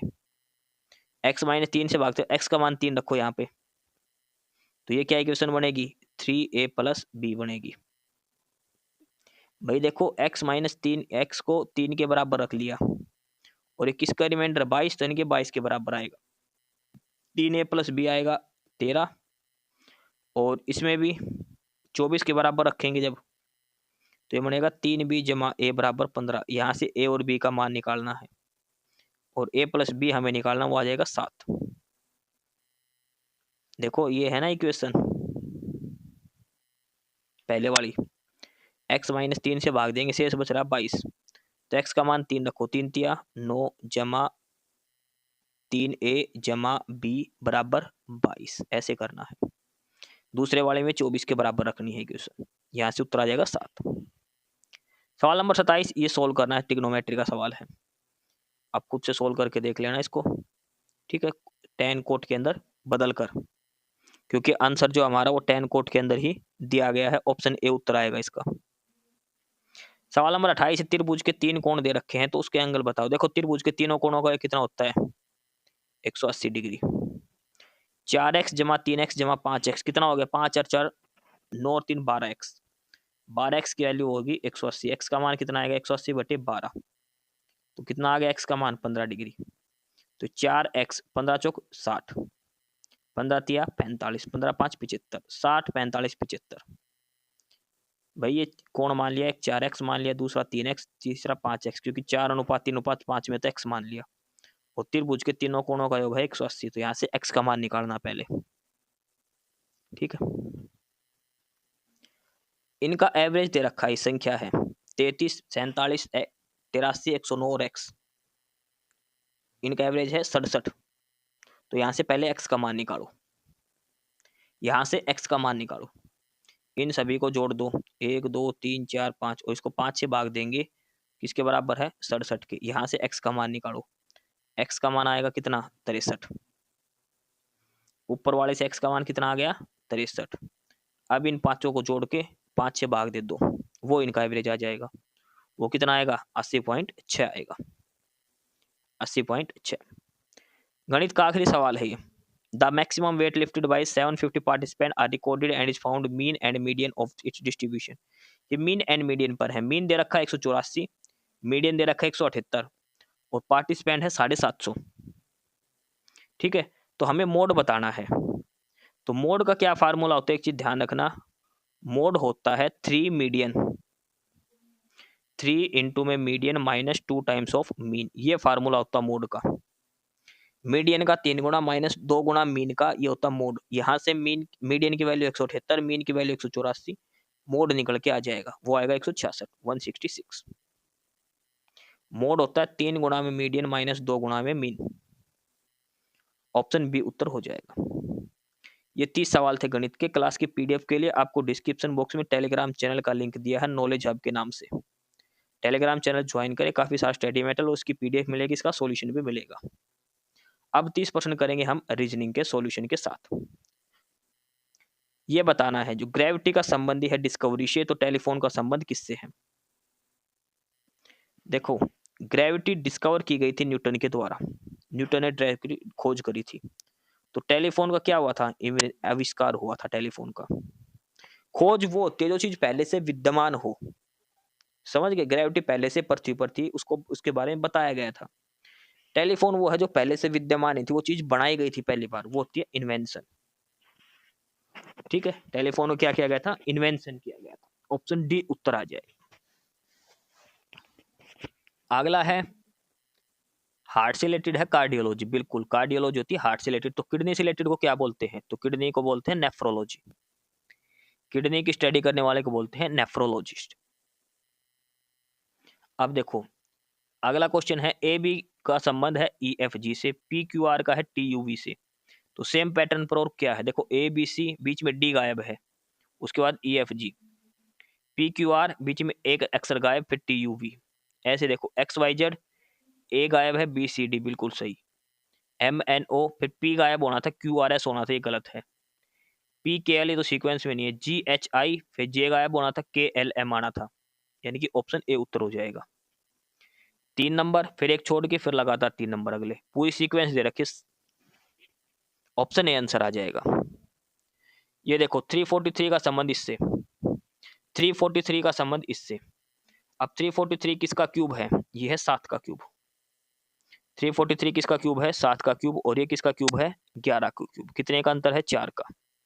729 किसका क्यूब है 9 का। तो अगला नोट 4 13, 13 का क्यूब कितना हो जाएगा 2197, ऑप्शन बी उत्तर आएगा। ये 7 का क्यूब और 11 का क्यूब है, तो 9 से 13 का क्यूब। अगला 35, टफ को लिखा जाता है इसमें, प्लेड को लिखा जाता है इसमें, तो क्लो कैसे लिखा जाएगा। टी कितने नंबर पर है 20 नंबर पर, ओ 15 पर, यू 21 पर, जी 7 पर और एच 8 पर। जिस नंबर पर ये है अल्फाबेटिकली वो ही लिखा गया है। जैसे पी है 16 पर, एल है 12 पर, ई है 5 पर, ए है 1 पर और डी है 4 पर। सी है 3 पर, एल है 12 पर, ओ है 15 पर, वी है 22 पर और ई है 5 पर। 3 12 15 22 5, 3 12 15 22 5, यानी कि ऑप्शन बी उत्तर आ जाएगा। ठीक है, जो अल्फाबेटिकली सीक्वेंस दे रखा वही आएगा। आगे है स्कर्ट का कोड है ये, तो ब्लाउज का कोड क्या होगा। देखो एस के आई आर टी, इसको हम तसल्ली से लिखे तो एस के आई आर टी। एस का बना दिया एम, के का एम, इसका सी, इसका एल और इसका एन। ये इससे कितना कम है 6 कम है। के से ई में कितने का गैप है 6 कम है। आई से सी में 6 का कम है। आर से एल में 6 का कम है। यानी कि 6 घटा दिए, तो बी में से 6 घटाएंगे तो क्या बनेगा, वी। एल में से 6 घटाएंगे तो क्या बनेगा, एफ। ओ में से 6 घटाएंगे क्या बनेगा, आई। यू में से 6 घटाएंगे तो क्या बनेगा, O. V F I O M Y, यानी कि ऑप्शन सी उत्तर आ जाएगा। ऑप्शन सी इसका उत्तर हो जाएगा। क्वेश्चन नंबर 37 देखो, सिप सिव सिन ये है लाइफ इज गुड। सिप सिन एर ये है लव इज लाइफ। तो लव क्या होगा, देखो इन दोनों में कॉमन क्या है, life is good, love is life. देखो इज भी कॉमन है और लाइफ भी, तो कोड क्या क्या कॉमन है, सिप और सिन। अब इसके अंदर क्या बच गया, ई आर, और ई आर का मतलब लव, तो लव के लिए क्या साइन है, ई आर का। जो कॉमन है वो हटा दो, जो बच गया वो दूसरा हो जाएगा।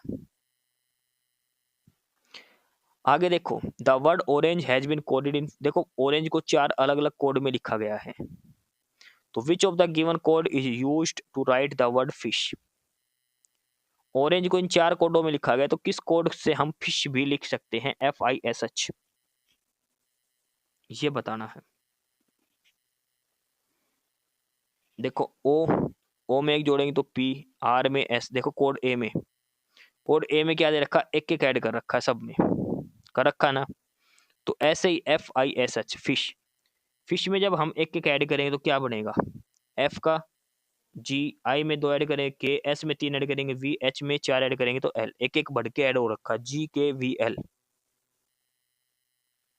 ठीक है, तो अब इसमें से पूछा है कि ये क्या बनेगा, कौन सा पैटर्न कहाँ लगेगा। Which of the following code use to write the word fish और GKVL। कहने का मतलब देखो फिश और GKVL के रिलेशन दे रखा है, फिश से एक जोड़ के इसमें एक जोड़ के, तो ऑप्शन डी का बनेगा। एक बार आप सोल्व करके देखना इसको, अलग से थोड़ा रीजनिंग काट के। सॉल्यूशन जो है उसका उसमें डिटेल में समझा रखा PDF के अंदर, वहां समझ लेना एक बार आप ये, ठीक है। अगला इनमें से 4 में से एक वर्ड अलग है, वो क्या है, देखो फियर, डर, हैप्पीनेस, खुशी, एंगर, गुस्सा, इंटेलिजेंस, बुद्धिमत्ता। तो देखो खुशी, डर, गुस्सा ये सारे भावनात्मक रूप से दिखा रखा है, इंटेलिजेंस एक अलग चीज होती है इनमें से, ये इमोशंस होते हैं तीनों चीज, ये ध्यान रखना, और इंटेलिजेंस है एबिलिटी। तो ऑप्शन बी आंसर हो जाएगा। ये पैटर्न है, इसमें से अलग क्या है वो बताना है, तो फिगर सी वाला अलग आ जाएगा, ऑप्शन ए उत्तर आएगा। अब देखो क्वेश्चन नंबर 41, ये सीरीज मिसिंग नंबर सीरीज है, 22, 23, 26, 27, 30, 31। देखो 22, 23 एक जोड़ दिया, 26, 27 एक जोड़ दिया, 30, 31 एक जोड़ दिया। लेकिन अब देखो 23 से 26 में 3 का अंतर, 27 से 30 में 3 का अंतर, तो 31 से आगे 3 का अंतर जोड़ें तो क्या आएगा, 34, और उससे अगला 35। तो संख्या क्या आएगी अब अगली, 34। ऑप्शन सी उत्तर हो जाएगा 34। यहां पर पूछा क्वेश्चन मार्क क्या आएगा, क्वेश्चन मार्क क्या आएगा। देखो 28 और 8 36, और ये क्या है 6 का स्क्वायर, 36 है ना। 63 और 18 कितना बन गया, 81, ये नीचे है 9 का स्क्वायर। तो 13 का स्क्वायर क्या हो गया, 169। तो 94 में से क्या जोड़े कि 169 बन जाए, तो 94 में जुड़ेगा कितना, 75। 94 प्लस 75 कितना बनेगा, 169। 13 का स्क्वायर करेंगे तो 169। ऑप्शन डी आंसर आएगा। 43 देखो, रेक्टेंगल 3 जोड़िए तो 12, यानी कि एक रेक्टेंगल किसके बराबर आ गया, 4 के बराबर। भाई 4 जमा 4 जमा 4 12। पेंटागन 15 है, 3 का जोड़ तो एक किसके बराबर बन गया, 5 के। इन तीनों का जोड़ 6 है, तो यानी कि एक किसके बराबर बन गया, 2 के। तो इन तीनों का जोड़ कितना आएगा, रेक्टेंगल की वैल्यू 4 है, इसकी वैल्यू 5 है, इसकी 2, 5 4 9 और 2 11। तो किसके बराबर बनेगा, ये 11 के बराबर बनेगा। ठीक है, यानी कि ऑप्शन डी आंसर हो जाएगा। अगला है डायरेक्शन का, और डायरेक्शन का ऐसे करना, पहले ये बना लो, नॉर्थ साउथ वेस्ट ईस्ट। अब देखो Mahesh was facing east when he start from home, इसका पूर्व की तरफ मुंह था, इस साइड मुंह था महेश का। ही टुक 2 राइट टर्न्स, उसने 2 राइट टर्न लिए, इधर की मुंह था, 2 राइट टर्न, पहले इधर मुड़ा, अब राइट, फिर से राइट लेगा तो फिर इधर मुड़ेगा। एंड 1 लेफ्ट टर्न, एक लेफ्ट टर्न ले लिया। In which direction he is facing after reaching his school, जब स्कूल पहुंचा तो किस साइड देख रहा है, तो ये देख रहा है नीचे की साइड, और नीचे की साइड क्या हमारा, साउथ। इसका मुंह किधर है, साउथ की साइड। क्वेश्चन नंबर 45 है कि pointing a photograph Rohit said she is the daughter of the only son of my father. My father's only son, तो इसका मतलब रोहित खुद हो गया, उसकी डॉटर है तो यानी कि रोहित की बेटी है वो, तो रोहित उसका क्या लगेगा, फादर लगेगा। उस लड़की का रोहित क्या लगेगा, फादर लगेगा। ठीक है, ऑप्शन सी आंसर हो जाएगा। देखो माय फादर्स ओनली सन तो यानी कि खुद हो गया रोहित, और उसकी डॉटर तो रोहित की बेटी, रोहित फादर लगेगा। अब देखो जी का मतलब है जोड़, एच का मतलब है गुणा, जे का मतलब है घटाना, के का मतलब भाग।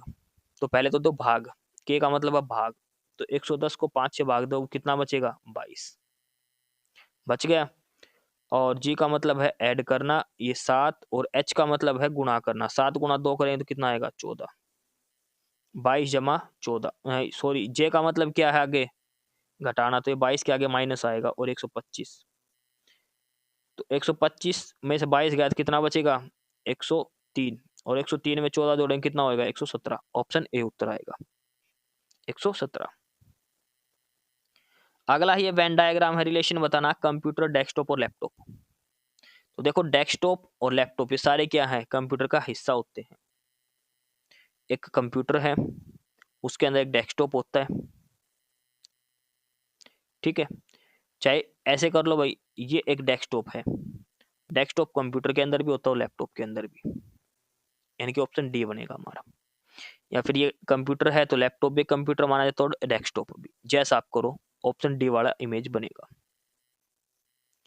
इसमें देखो अलग अलग दिखा रखा है, और इसके अंदर पूछा क्या गया है वो देखो, which area represent the student who are musician but not, इनमें से ऐसा कौन सा एरिया है जो बताता है कि जो विद्यार्थी हैं वो म्यूजिशियन है लेकिन प्लेयर नहीं है, यानी कि म्यूजिशियन है इसके अंदर आने चाहिए लेकिन प्लेयर नहीं है, इस रेक्टेंगल के अंदर नहीं आने चाहिए।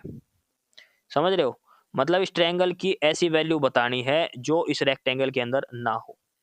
तो ट्रायंगल की वैल्यू जो रेक्टेंगल इसके अंदर नहीं है वो क्या है, क्यू वाली, क्यू, क्योंकि स्टूडेंट भी होना चाहिए तो क्यू, और इसका कॉमन है क्यू, ऑप्शन डी उत्तर आएगा। 49 है, ये आप खुद से कर लेना, थोड़ा लेंदी है ये देखो question number 50, all buses are truck, देखो all buses are truck, all truck are train, ये बस है और ये ट्रक है और ये रेल है, ट्रेन है आर। नो बसेज, देखो सारी पॉजिटिव स्टेटमेंट है तो नेगेटिव तो आंसर बनेगा ही नहीं। सम ट्रक आर बस, बिल्कुल सम ट्रक आर बस बिल्कुल सही है, ट्रक का कुछ हिस्सा बस के अंदर है बीच वाला, तो only conclusion two follows, only conclusion two follow करता है ये, ठीक है। अगला देखो, all red are pink, all red are pink, some pink are black, some black are blue, all blue are white. ये देखो ये रेड है, ये पिंक है, ये ब्लैक है, और ये क्या है, ब्लू है, और ये क्या है, व्हाइट है बाहर वाला, ये बाहर वाला व्हाइट है। Some black are white, some black are white, ये ब्लैक है, ब्लैक और व्हाइट में ये कॉमन है तो बिल्कुल सही है। Some blue are pink, blue और पिंक का कोई डायरेक्ट रिलेशन नहीं दिया गया, ये कुछ नहीं कह सकते इसके बारे में। सम पिंक आर रेड, बिल्कुल सम पिंक और रेड का ये है। No red is white, no red और व्हाइट का कोई डायरेक्ट रिलेशन, यानी कि फर्स्ट और थर्ड कंक्लूजन सही है, फर्स्ट और थर्ड एकदम बिल्कुल सही दिए गए हैं, बाकी दो के कुछ नहीं कह सकते, तो only conclusion one and third allows. 53 का देखो स्टेटमेंट दे रखी है, before living for college Sita is learning to cook basic meal from her mother, college जाने से पहले सीता अपनी माँ से कुछ खाना बनाना सीख रही है, ये दिया है। क्या कंक्लूजन निकला, Sita did not know how to cook, बिल्कुल भाई सीता को खाना बनाना नहीं आता इसलिए अपनी माँ से सीख रहा है, बिल्कुल सही बात है। Sita wants to throw a party for her friends before living the college, नहीं भाई ऐसी तो कोई जिक्र ही नहीं है, वो सिर्फ खाना बनाना सीख रहे अपनी माँ से, मतलब उसको खाना बनाना नहीं आता, तो केवल कंक्लूजन एक निकलेगा, ऑप्शन सी आंसर हो जाएगा।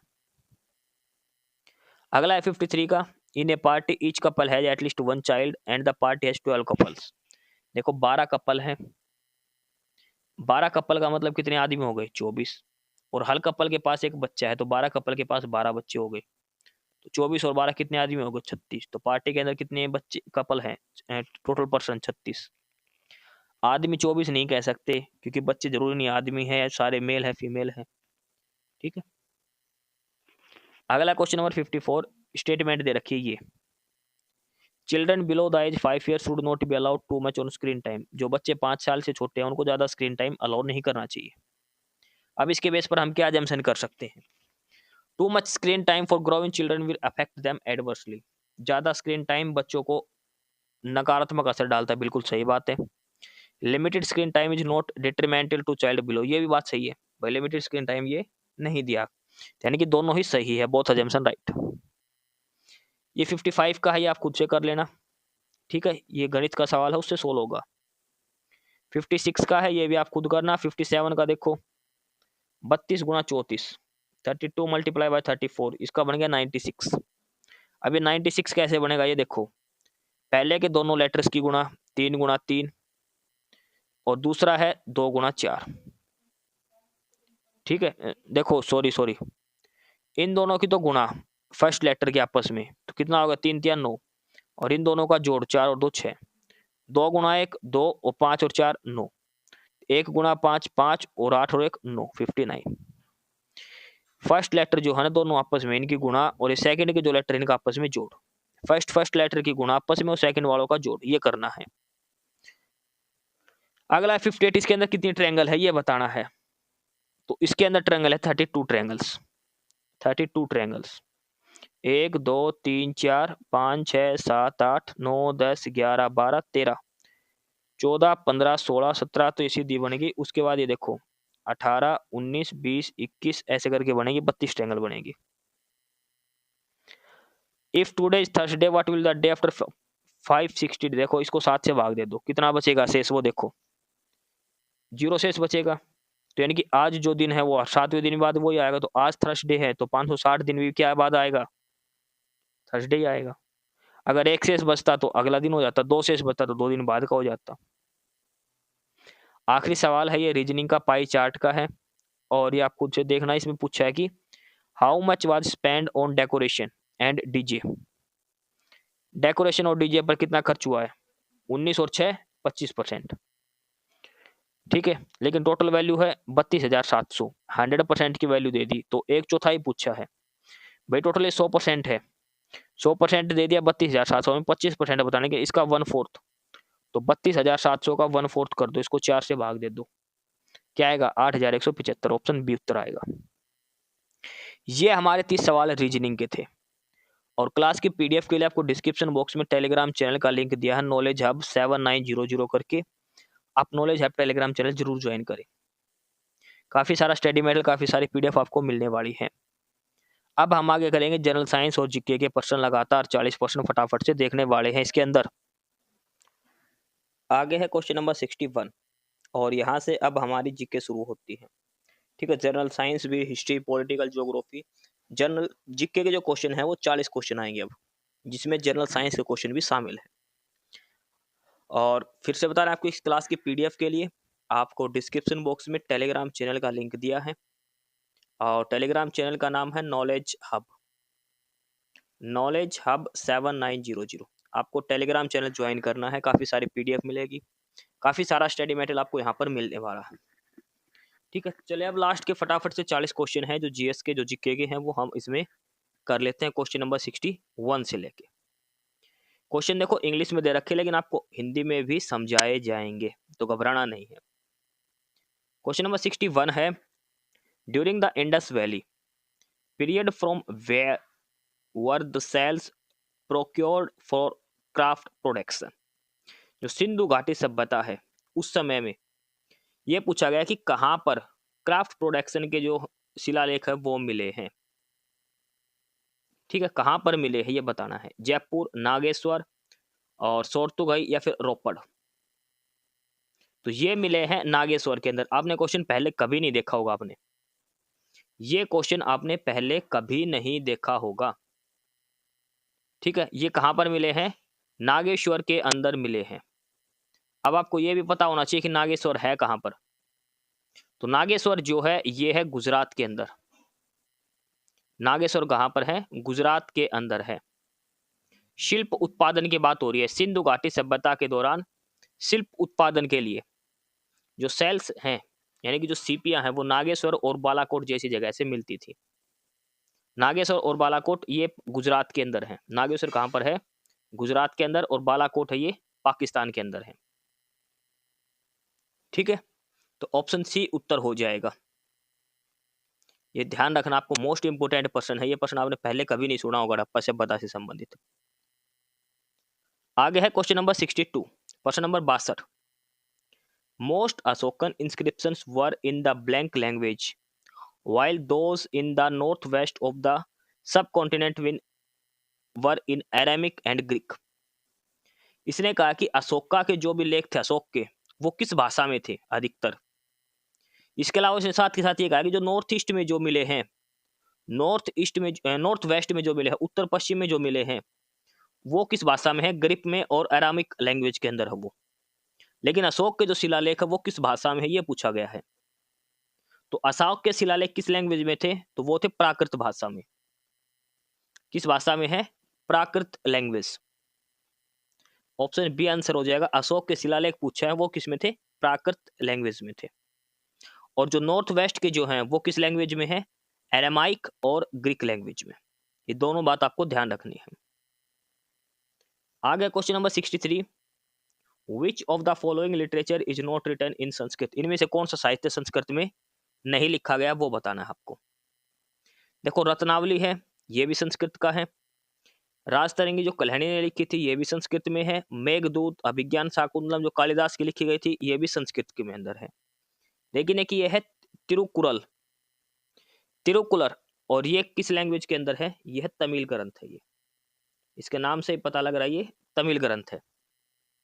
रत्नावली लिखी थी हर्ष ने, ये ध्यान रखना। राजतरंगिनी कल्हण ने, मेघदूत कालिदास ने, और तिरुकुरल जो है ये तमिल लैंग्वेज के अंदर है। तिरुवल्लुवर ने ये लिखा था। ऑप्शन ए आंसर हो जाएगा, जो लिटरेचर संस्कृत में नहीं है। आगे है question number 64। When was Goa captured by the Portugal. पुर्तगालों द्वारा गोवा पर कब अधिकार किया गया था? पुर्तगाली बस्ती जो सबसे लास्ट में गई थी गोवा से, और इसने गोवा पर कब अधिकार किया था? 1605, 1510, 1590, 1485, 1605, 1590, 1510 या 1485। तो गोवा पर जो पुर्तगाल है उन्होंने कब आधिपत्य जमाया था? तो वो आया था 1510 में, 1510 एडी के अंदर। 1510। कौन गवर्नर था? अलबुर्क। अलबुकर्क जो था वो गवर्नर था पुर्तगाली का, जब गोवा पर 1510 में अधिकार जमाया था पुर्तगीज लोगों ने। ये चीज ध्यान रखना, ठीक है। अच्छा, गोवा और दमन द्वीप कब अलग अलग हुए थे? गोवा से एक साइड तो गोवा बना था और एक साइड बना था दमन एंड द्वीप। दमन एंड द्वीप ये हुए थे कब? 1987 के अंदर, 1987 के अंदर। क्वेश्चन नंबर 65 है। George Lemaître is associated with. George Lemaître क्या चीज है? ये एक बिग बैंग थ्योरी से रिलेटेड है, इन्वेंशन ऑफ इलेक्ट्रिक करंट से है, डीऑक्सीराइबो न्यूक्लिक एसिड यानी कि डीएनए से रिलेटेड है, या फिर discovery of solar system. George Lemaître आपने नाम सुना होगा, और ये किससे रिलेटेड है? ये है बिग बैंग थ्योरी जो ब्रह्मांड के अंदर है उससे रिलेटेड है। बिग बैंग थ्योरी से रिलेटेड है जॉर्ज लेमेत्रे, ठीक है। ये एक एस्ट्रोनॉमर था, ये भी ध्यान रखना है। और he was the first to propose the modern big bang theory. इसने दी थी, कब दी थी? 1927 के अंदर बिग बैंग थ्योरी इसने दी थी, जॉर्ज लेमेत्रे ने। क्वेश्चन नंबर 66 है कि which country is known as hermit kingdom. Hermit kingdom किस राज्य से जानते हैं? नॉर्थ कोरिया, जापान, ऑस्ट्रेलिया, फिर थाईलैंड। हेरमिट किंगडम, और ये कहा जाता है नॉर्थ कोरिया को। उत्तरी कोरिया को कहा जाता है हर्मिट किंगडम, ठीक है। Which fully walls itself off, जो चारों तरफ से बंद है वो, North Korea, Kim Yong Jung वाला। अगला है question number 67। Cape Comorin, Cape Comorin the southernmost tip of mainland India is located in which of the following state. जो कैप कैमोरिन है, जो भारत का सबसे दक्षिणतम बिंदु है, सथल भारत का, सथलीय जो भारत की मुख्य भूमि है वो, तो ये किस राज्य के अंदर कैप कैमोरिन? आंध्र प्रदेश, तमिलनाडु, केरला या फिर कर्नाटका? तो कैप कैमरिन जो है ये है तमिलनाडु के अंदर। कैप कैमरिन कहाँ पर? तमिलनाडु के अंदर। क्या नाम है इसका दूसरा नाम? कन्याकुमारी। कन्याकुमारी, कन्याकुमारी के नाम से तो आप जान जाओगे क्या है, ठीक है। कन्याकुमारी, कैप कैमोरिन, तमिलनाडु के अंदर है ये, हिंद महासागर के पास है ये, ठीक है। आगे है क्वेश्चन नंबर 68, प्रश्न number 68। Which committee recommended that fundamental duties be included in the constitution of India? किस कमेटी ने सुझाव दिया था, किस समिति ने कहा था कि जो फंडामेंटल ड्यूटीज है, जब फंडामेंटल राइट नहीं, फंडामेंटल ड्यूटीज, मौलिक कर्तव्य की बात हो रही है, तो इनको संविधान के अंदर शामिल किया जाना चाहिए। किस समिति ने सुझाव दिया था ये?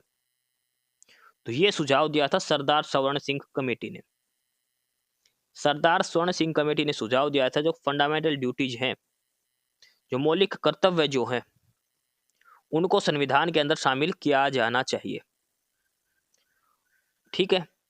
शुरू में कितने फंडामेंटल ड्यूटीज थी? 10 थी, अब कितनी है? 11 है। 11वीं कब ऐड की गई थी? 42nd अमेंडमेंट हुआ था उसके तहत, आर्टिकल 51A इसके अंदर ऐड किया गया था, ठीक है। टोटल 11 फंडामेंटल ड्यूटीज है। अब ऑप्शन बी आंसर हो जाएगा क्वेश्चन नंबर 68 का। आगे है question number 69। In whom does the supreme command of the defence forces of the vest as per the constitution, यानी कि भारतीय संविधान के अनुसार जो सेना का प्रमुख हो किसके अंदर है? कौन होता है जिसके अंदर सारी पावर होती है सेना की? जल सेना, वायु सेना और आर्मी वगैरह, इन सभी का हेड कौन होता है? चीफ ऑफ आर्मी स्टाफ नहीं होता, वो तो ऑफिशियली होता है। जो as per constitution of India की बात करें तो वो कौन प्रधान होता है? वो होता है प्रेसिडेंट। प्रेसिडेंट होता है सुप्रीम कमांडर इनका। और किस आर्टिकल के अंदर दिया गया है ये? आर्टिकल 53 के अंदर ये बात कही गई है। आर्टिकल 53 के अंदर सुप्रीम कमांड है जो डिफेंस फोर्सेज है जितनी भी उनकी, कौन रहेगा? प्रेसिडेंट रहेगा। आर्टिकल 53 के अंदर दिया गया है। क्वेश्चन नंबर 70 है which one of the following bodies are not Bretton Wood institution? देखो ब्रेटन वुड सम्मेलन हुआ था 1944 के अंदर। कब हुआ था ब्रेटन वुड? ये हुआ था 1944 के अंदर। ब्रेटन वुड कॉन्फ्रेंस हुई थी जो अमेरिका के अंदर। तो इसके अंदर कुछ इंस्टीट्यूट बनाए गए थे। तो क्या क्या बनाया गया था उस टाइम? एक तो IMF बनाया गया था, एक वर्ल्ड बैंक बनाया गया था, एक WTO बनाया गया था। इन तीनों की स्थापना हुई थी। International monetary fund, world bank और वर्ल्ड ट्रेड ऑर्गेनाइजेशन, ये 3 बनाए गए थे। जो ब्रेटन वुड्स सम्मेलन हुआ था उसके तहत ये 3 बनाए गए थे 1944 के अंदर। यूनाइटेड नेशंस नहीं बनाया गया था, ठीक है। ऑप्शन डी इसका आंसर हो जाएगा क्वेश्चन नंबर 70 का। देखो PDF के लिए आपको डिस्क्रिप्शन बॉक्स में टेलीग्राम चैनल का लिंक मिलेगा और टेलीग्राम चैनल का नाम है नॉलेज हब 7900 करके। आप टेलीग्राम पर सर्च भी कर सकते हैं नॉलेज हब 7900, या फिर डिस्क्रिप्शन बॉक्स में लिंक है, वहाँ से भी आप टेलीग्राम चैनल पर जुड़ सकते हैं। काफ़ी सारा स्टडी मटेरियल, काफ़ी सारी PDF आपको वहाँ पर दी जाएगी। एक बार आप चैनल की हिस्ट्री में जाके, फाइल्स में जाके चेक करिए, बहुत सारा स्टडी मटेरियल आपको वहाँ पर मिलेगा। क्वेश्चन नंबर 71 है which of the following goals does NASA hope to achieve by launching the HelioSwarm research mission? NASA एक मिशन लॉन्च किया है नासा ने। कब किया है ये मिशन है हेलियोस्वार्म मिशन। किस चीज के लिए नासा लॉन्च कर रहा है ये बताना है। हेलियोस्वार्म मिशन ये क्या है? ये कॉन्स्टलेशन है, यानी कि एक 9 स्पेस क्राफ्ट इसके अंदर जाएंगे हेलियोस्वार्म के अंदर। और किस चीज के लिए है ये है improving the understanding of dynamics of sun. सूरज की स्टडी के लिए भेजा जाएगा ये। सूरज की स्टडी करने के लिए, सोलर वाइंड्स वगैरह के लिए, उसके लिए भेजा जाएगा इसको। ऑप्शन ए आंसर हो जाएगा हेलियोस्वार्म, सूरज के लिए। आगे क्वेश्चन नंबर 72, प्रश्न number 72। India is not A member of which of these groups? इनमें से किस ग्रुप का भारत एक सदस्य नहीं है? किस ग्रुप का भारत सदस्य नहीं है? पहला है south Asian association of regional corporation, इसको बोलते हैं सार्क, और भारत इसका मेंबर है, बिल्कुल है। सार्क का सदस्य है भारत, बिल्कुल है। आगे है संघाई कोऑपरेशन ऑर्गेनाइजेशन, इसको बोलते हैं SCO, जिसका हेड ऑफिस बीजिंग के अंदर है, भारत इसका भी सदस्य है। अगला है Bay of Bengal Initiative for Multi Sectoral Technical and Economic Cooperation. ठीक है, ये है बिम्स्टेक का। बिम्स्टेक, भारत बिम्स्टेक का भी सदस्य है। तो इनमें से भारत किसका सदस्य नहीं है ये बताना है, नोट वाला। तो भारत सदस्य नहीं है आसियान का, association of south east Asian Nations, ASEAN. Bharat ASEAN का सदस्य नहीं है, तो ऑप्शन बी आंसर हो जाएगा। आसियान का हेडक्वार्टर कहां पर है? इंडोनेशिया जकार्ता के अंदर है। 10 देश इसके सदस्य हैं। ठीक है, question number 73, the input used in the production of goods और services to make an economic profit are known as. भाई किसी भी प्रोडक्ट को जो हम बनाते हैं, जो भी गुड्स और सर्विसेज को बनाने के लिए जो भी इनपुट, जो लागत हमारी लगती है, उस उन फैक्टर्स को क्या बोलते हैं जिससे हमारी इकोनॉमी को प्रॉफिट होता है? Factor of production, factor of supply, factors of presentation या फैक्टर ऑफ सेल्स। तो इसको बोलते हैं factors of production, factors of production. Option A answer हो जाएगा। क्वेश्चन नंबर 74 है, सिडबी की फुल फॉर्म बतानी है। सिडबी की, और सिडबी की फुल फॉर्म होती है small industries development bank of India. Small industry development bank of India, और किसके द्वारा दिए गए? ये है आईडीबीआई के द्वारा। Industrial development bank of India IDBI के द्वारा चलाए जाते सिडबी। स्मॉल, देखो आईडीबीआई के अंदर आगे एस लगा रखा, small industry development bank of India. ठीक है, और स्टेब्लिश कब हुआ था ये? 1919 के अंदर, 1990 के अंदर सिडबी की स्थापना हुई थी। और एक्ट था ये 1988 का, 1988 का एक्ट था, और 1990 में सिडबी की स्थापना हुई थी। ये ध्यान रखना है। आगे है प्रश्न नंबर 75, 75 नंबर। Which of the following person played the shehnai at the Red Fort to celebrate the occasion of India's independence in August 1947। Bharat जब आजाद हुआ था अगस्त 1947 को, 15 अगस्त 1947 को, तो लाल किले पर शहनाई किसने बजाई थी? लाल किले पर जब प्रोग्राम हुआ था, जब 15 अगस्त 1947 को जब भारत आजाद हुआ था, तो लाल किले पर शहनाई किसने बजाई थी? तो शहनाई बजाने वाले मुख्य कौन है? वो है बिस्मिल्लाह खान। आपको पता होना चाहिए बिस्मिल्लाह खान। तो इन्होंने ही लाल किले पर शहनाई बजाई थी 15 अगस्त 1947 को, जब लाल किले पर स्वतंत्रता दिवस मनाया गया था। ऑप्शन सी आंसर हो जाएगा इसका। क्वेश्चन नंबर 76 है, the national library of India is situated. राष्ट्रीय लाइब्रेरी, नेशनल लाइब्रेरी कहाँ पर है? ये क्वेश्चन कई बार पूछा जा चुका है, और ये है कोलकाता के अंदर। नेशनल लाइब्रेरी कहाँ पर है? कोलकाता के अंदर है। और कब स्थापित हुई थी ये? 1836 के अंदर, 1836 के अंदर, 1836, 1836 के अंदर। उसका नाम क्या था? इसका नाम था Calcutta public library, Kolkata public library. Question number 77 है, how many language universities are located on India as on June 2022। देखो ये पेपर में आया हुआ क्वेश्चन है, 2022 तक कितनी यूनिवर्सिटी थी? तो आपको करंट अफेयर के हिसाब से देखना है। फिलहाल भारत के अंदर 6 यूनिवर्सिटी है, लैंग्वेज यूनिवर्सिटी, 6 लैंग्वेज यूनिवर्सिटी थी। क्वेश्चन नंबर 78 है, the Dree festival, an important agriculture festival, is primary celebrated by the Apatani tribe in the state of. एक फेस्टिवल है ड्री फेस्टिवल, और कौन सी जनजाति बनाती है? ये बनाती है अपातनी जनजाति। देखो फेस्टिवल का नाम देखो ना, द ड्री फेस्टिवल। जनजाति कौन सी है? अपातनी ट्राइब है। यह बताने ट्राइब कहाँ से बिलोंग करती है। ये खेती से संबंधित फेस्टिवल है ड्री फेस्टिवल, और ये कहाँ पर है? अरुणाचल प्रदेश के अंदर। मोस्ट इंपोर्टेंट पर्सन है ये, अरुणाचल प्रदेश की एक जनजाति, अपातनी जनजाति, जो ड्री फेस्टिवल को सेलिब्रेट करती है। ठीक है, ये ध्यान रखना आपको। क्वेश्चन नंबर 79 है, who among the following is not a Nobel prize winner. इनमें से किसको नोबेल प्राइज नहीं मिला है ये बताना है। महात्मा गांधी, रविंद्रनाथ टैगोर, कैलाश सत्यार्थी, अमर्त्य सेन। तो कैलाश सत्यार्थी को मिला है, अमर्त्य सेन को भी मिला है, और रविंद्रनाथ टैगोर को भी मिला है। महात्मा गांधी को कभी भी नोबेल प्राइज नहीं दिया गया। महात्मा गांधी को नोबेल प्राइज नहीं मिला। देखो नोट पूछा है तो किसको नहीं मिला है? महात्मा गांधी को, महात्मा गांधी को नहीं मिला है। देखो कैलाश सत्यार्थी को कब मिला था? 2014 के अंदर मिला था। अमर्त्य सेन को 1998 के अंदर मिला था। ठीक है, और जो रविंद्रनाथ टैगोर है, इनको भी दिया गया था। रविंद्रनाथ टैगोर को 1913 के अंदर दिया गया था पहला साहित्य पुरस्कार। आगे प्रश्न number 80। Who is the author of the book lady doctors the untold story of India's first women in medicine? एक पुस्तक का नाम है लेडी डॉक्टर्स, महिला चिकित्सक, the untold story of India's first women in medicine. तो ये कौन है इसके राइटर? तो ये है कविता राव। कविता राव। क्वेश्चन नंबर 81 है, एवरी ईयर पराक्रम दिवस is celebrated on the birth anniversary of which Indian nationalist? पराक्रम दिवस हर साल किस भारत के एक महान राष्ट्रवादी के जन्म दिवस पर बनाया जाता है? पराक्रम दिवस, और यह बनाया जाता है नेताजी सुभाष चंद्र बोस की जयंती पर।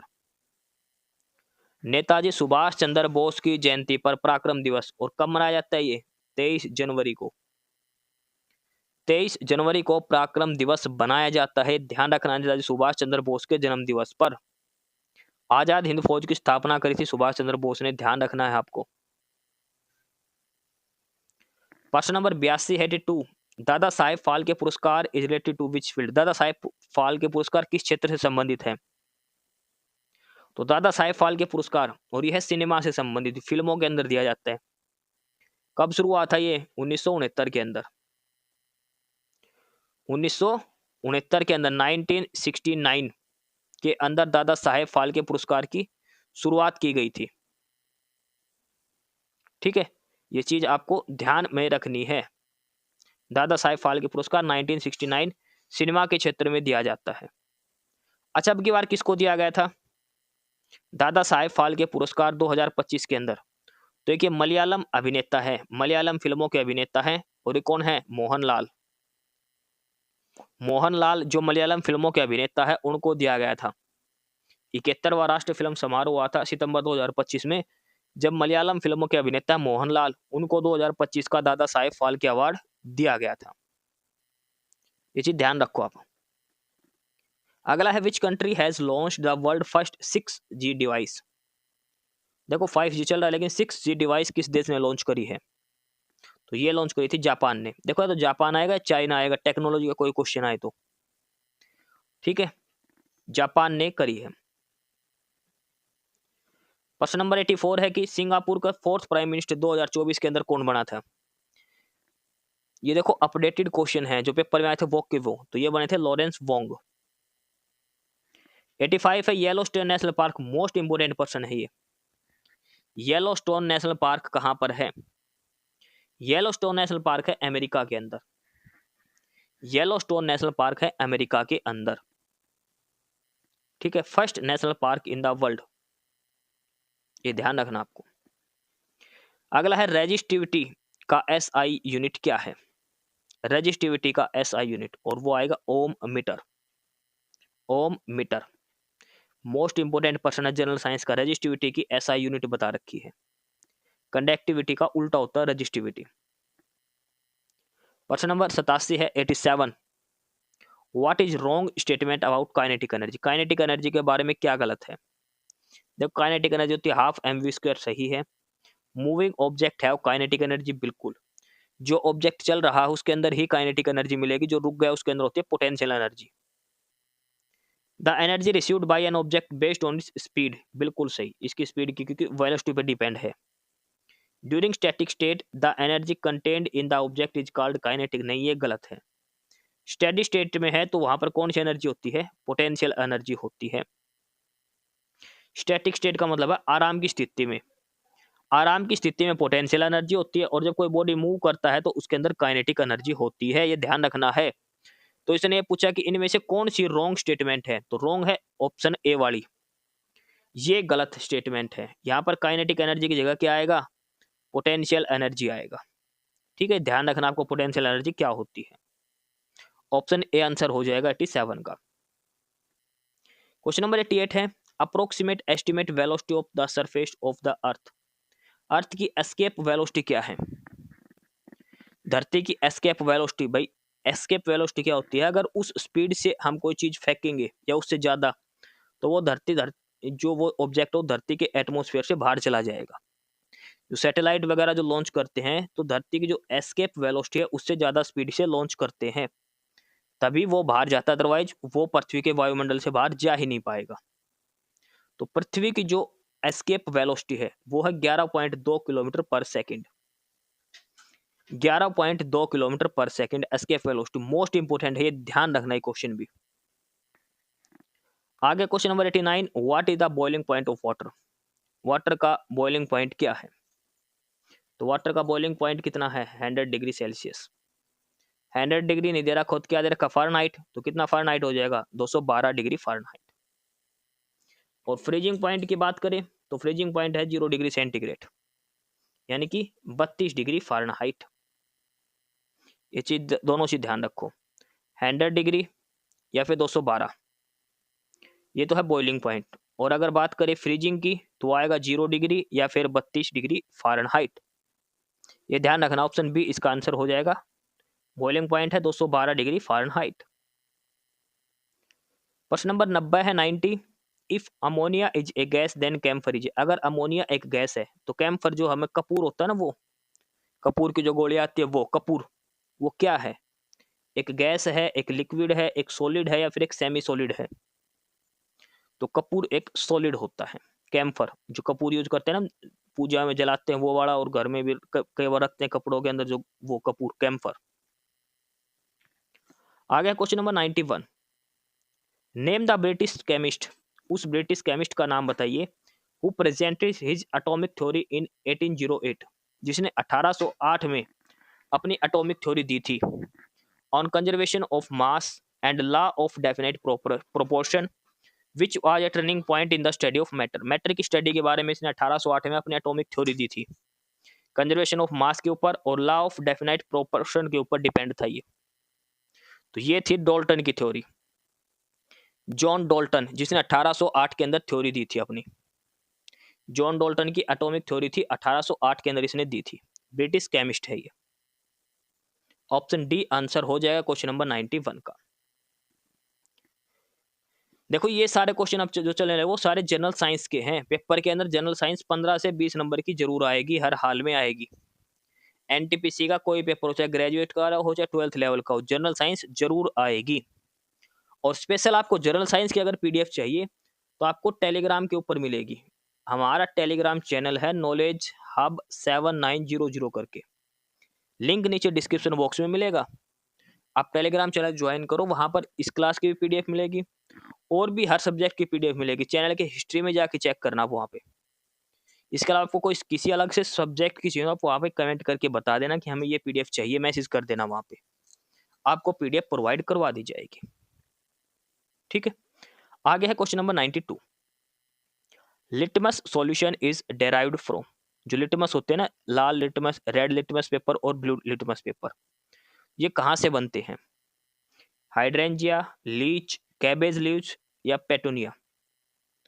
तो जो लिटमस का जो पेपर होता है, जो लिटमस का जो सॉल्यूशन होता है वो बनता है लीच से, lichen, leech. Option C answer हो जाएगा। क्वेश्चन नंबर 93 है, which of the following terms best describe the biological study of animal behaviour. जो पशु से संबंधित जो स्टडी होती है, बायोलॉजिकल स्टडीज, उसको क्या बोलते हैं? एटायोलॉजी, एंटोमोलॉजी, एथनोलॉजी या फिर ethology.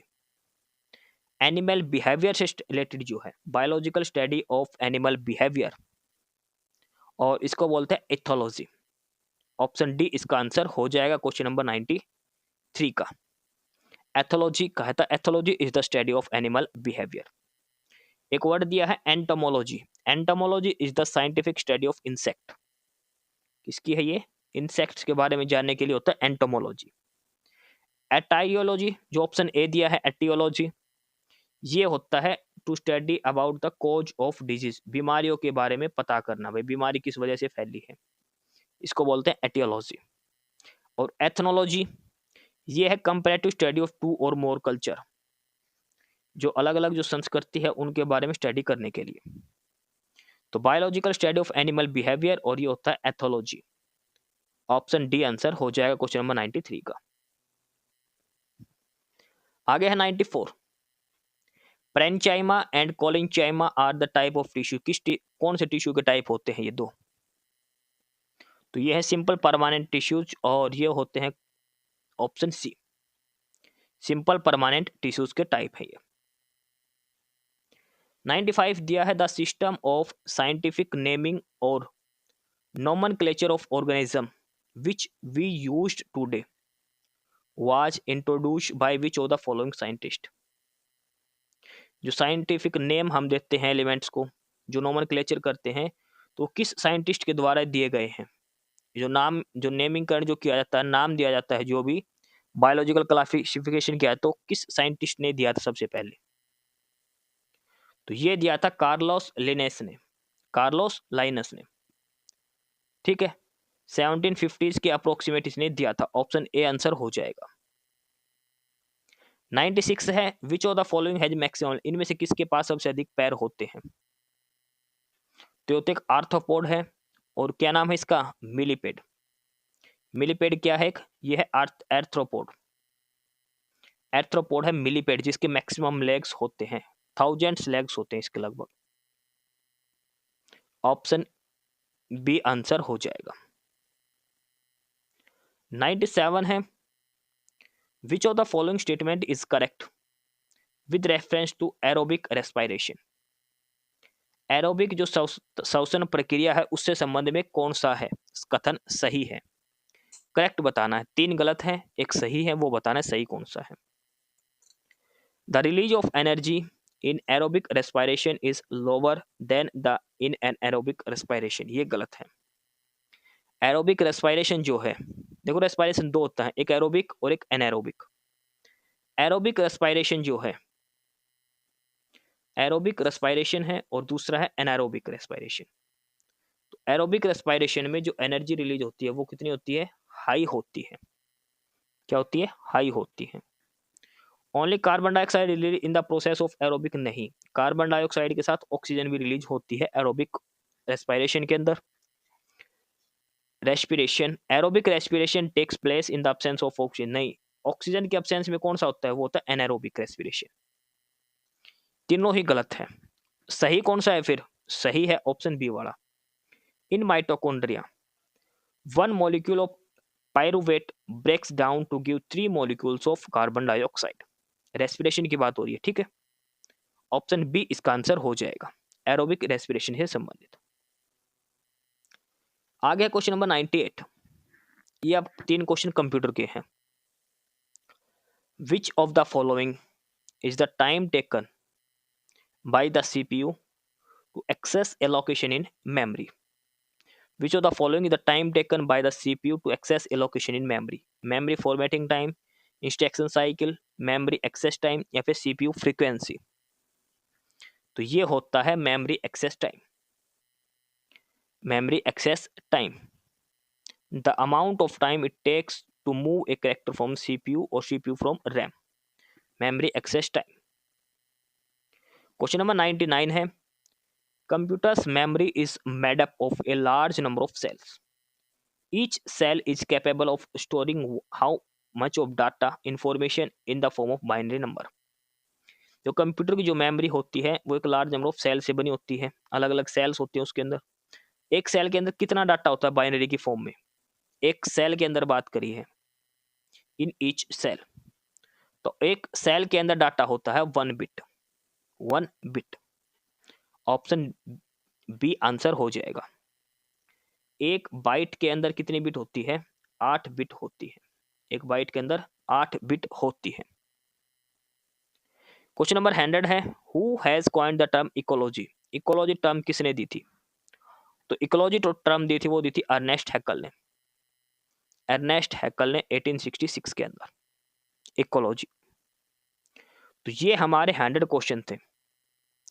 RRB NTPC practice set 1 100 question हमने करे हैं। इसमें एग्जैक्ट पैटर्न पर करे हैं जो पेपर आपका आएगा एनटीपीसी का, उसके लिए चाहे 12th लेवल का हो चाहे वो ग्रेजुएट लेवल का हो। और इस क्लास की पीडीएफ के लिए आपको डिस्क्रिप्शन बॉक्स में टेलीग्राम चैनल का लिंक दिया है, नॉलेज हब 7900 करके। आपको knowledge hub Telegram channel join कर लेना है। काफ़ी सारा स्टडी मटेरियल, काफ़ी सारी पीडीएफ आपको वहाँ पर मिलने वाली है। हम कंटिन्यूस सीरीज करेंगे, डेली एक प्रैक्टिस सेट करेंगे। रेलवे एनटीपीसी एग्जाम कभी भी हो सकता है, ठीक है। फिलहाल प्रैक्टिस सेट 1 हमारा कंप्लीट हुआ। 100 क्वेश्चन करे हैं हमने डिटेल में सॉल्यूशन के साथ। जो स्टूडेंट पहले बार देख रहे हो यूट्यूब पर हमारे चैनल सब्सक्राइब कर लेना और Telegram channel knowledge hub join कर लेना पीडीएफ वगैरह डाउनलोड करने के लिए। एस्पिरेंट्स, यही था आज की इस वीडियो में आपके लिए, ठीक है। और बाकी अगर कुछ नहीं समझ में आया या कुछ पूछना हो या फिर किसी स्पेसिफिक टॉपिक पे पूछना हो, वीडियो बनवानी हो, तो आप कमेंट बॉक्स में कमेंट कर सकते हैं, ठीक है। बाकी आप हमारा चैनल नॉलेज हब को सब्सक्राइब जरूर करें, अपने फ्रेंड्स को रिकमेंड करें और वीडियो को लाइक करें, शेयर करिए, जुड़े रहिए हमारे साथ। मिलते रहेंगे आपके साथ रोज़ रोज़ नए कंटेंट के साथ, नई अपडेट्स के साथ, ठीक है। और चैनल को शेयर ज़रूर करें अपने फ्रेंड्स के साथ। एक बार फिर से जो एस्पिरेंट्स, जो कैंडिडेट्स नए हैं, वो चैनल को सब्सक्राइब जरूर करें अपने चैनल नॉलेज हब, ठीक है। मिलते हैं नई अपडेट्स के साथ, तब तक के लिए बाय।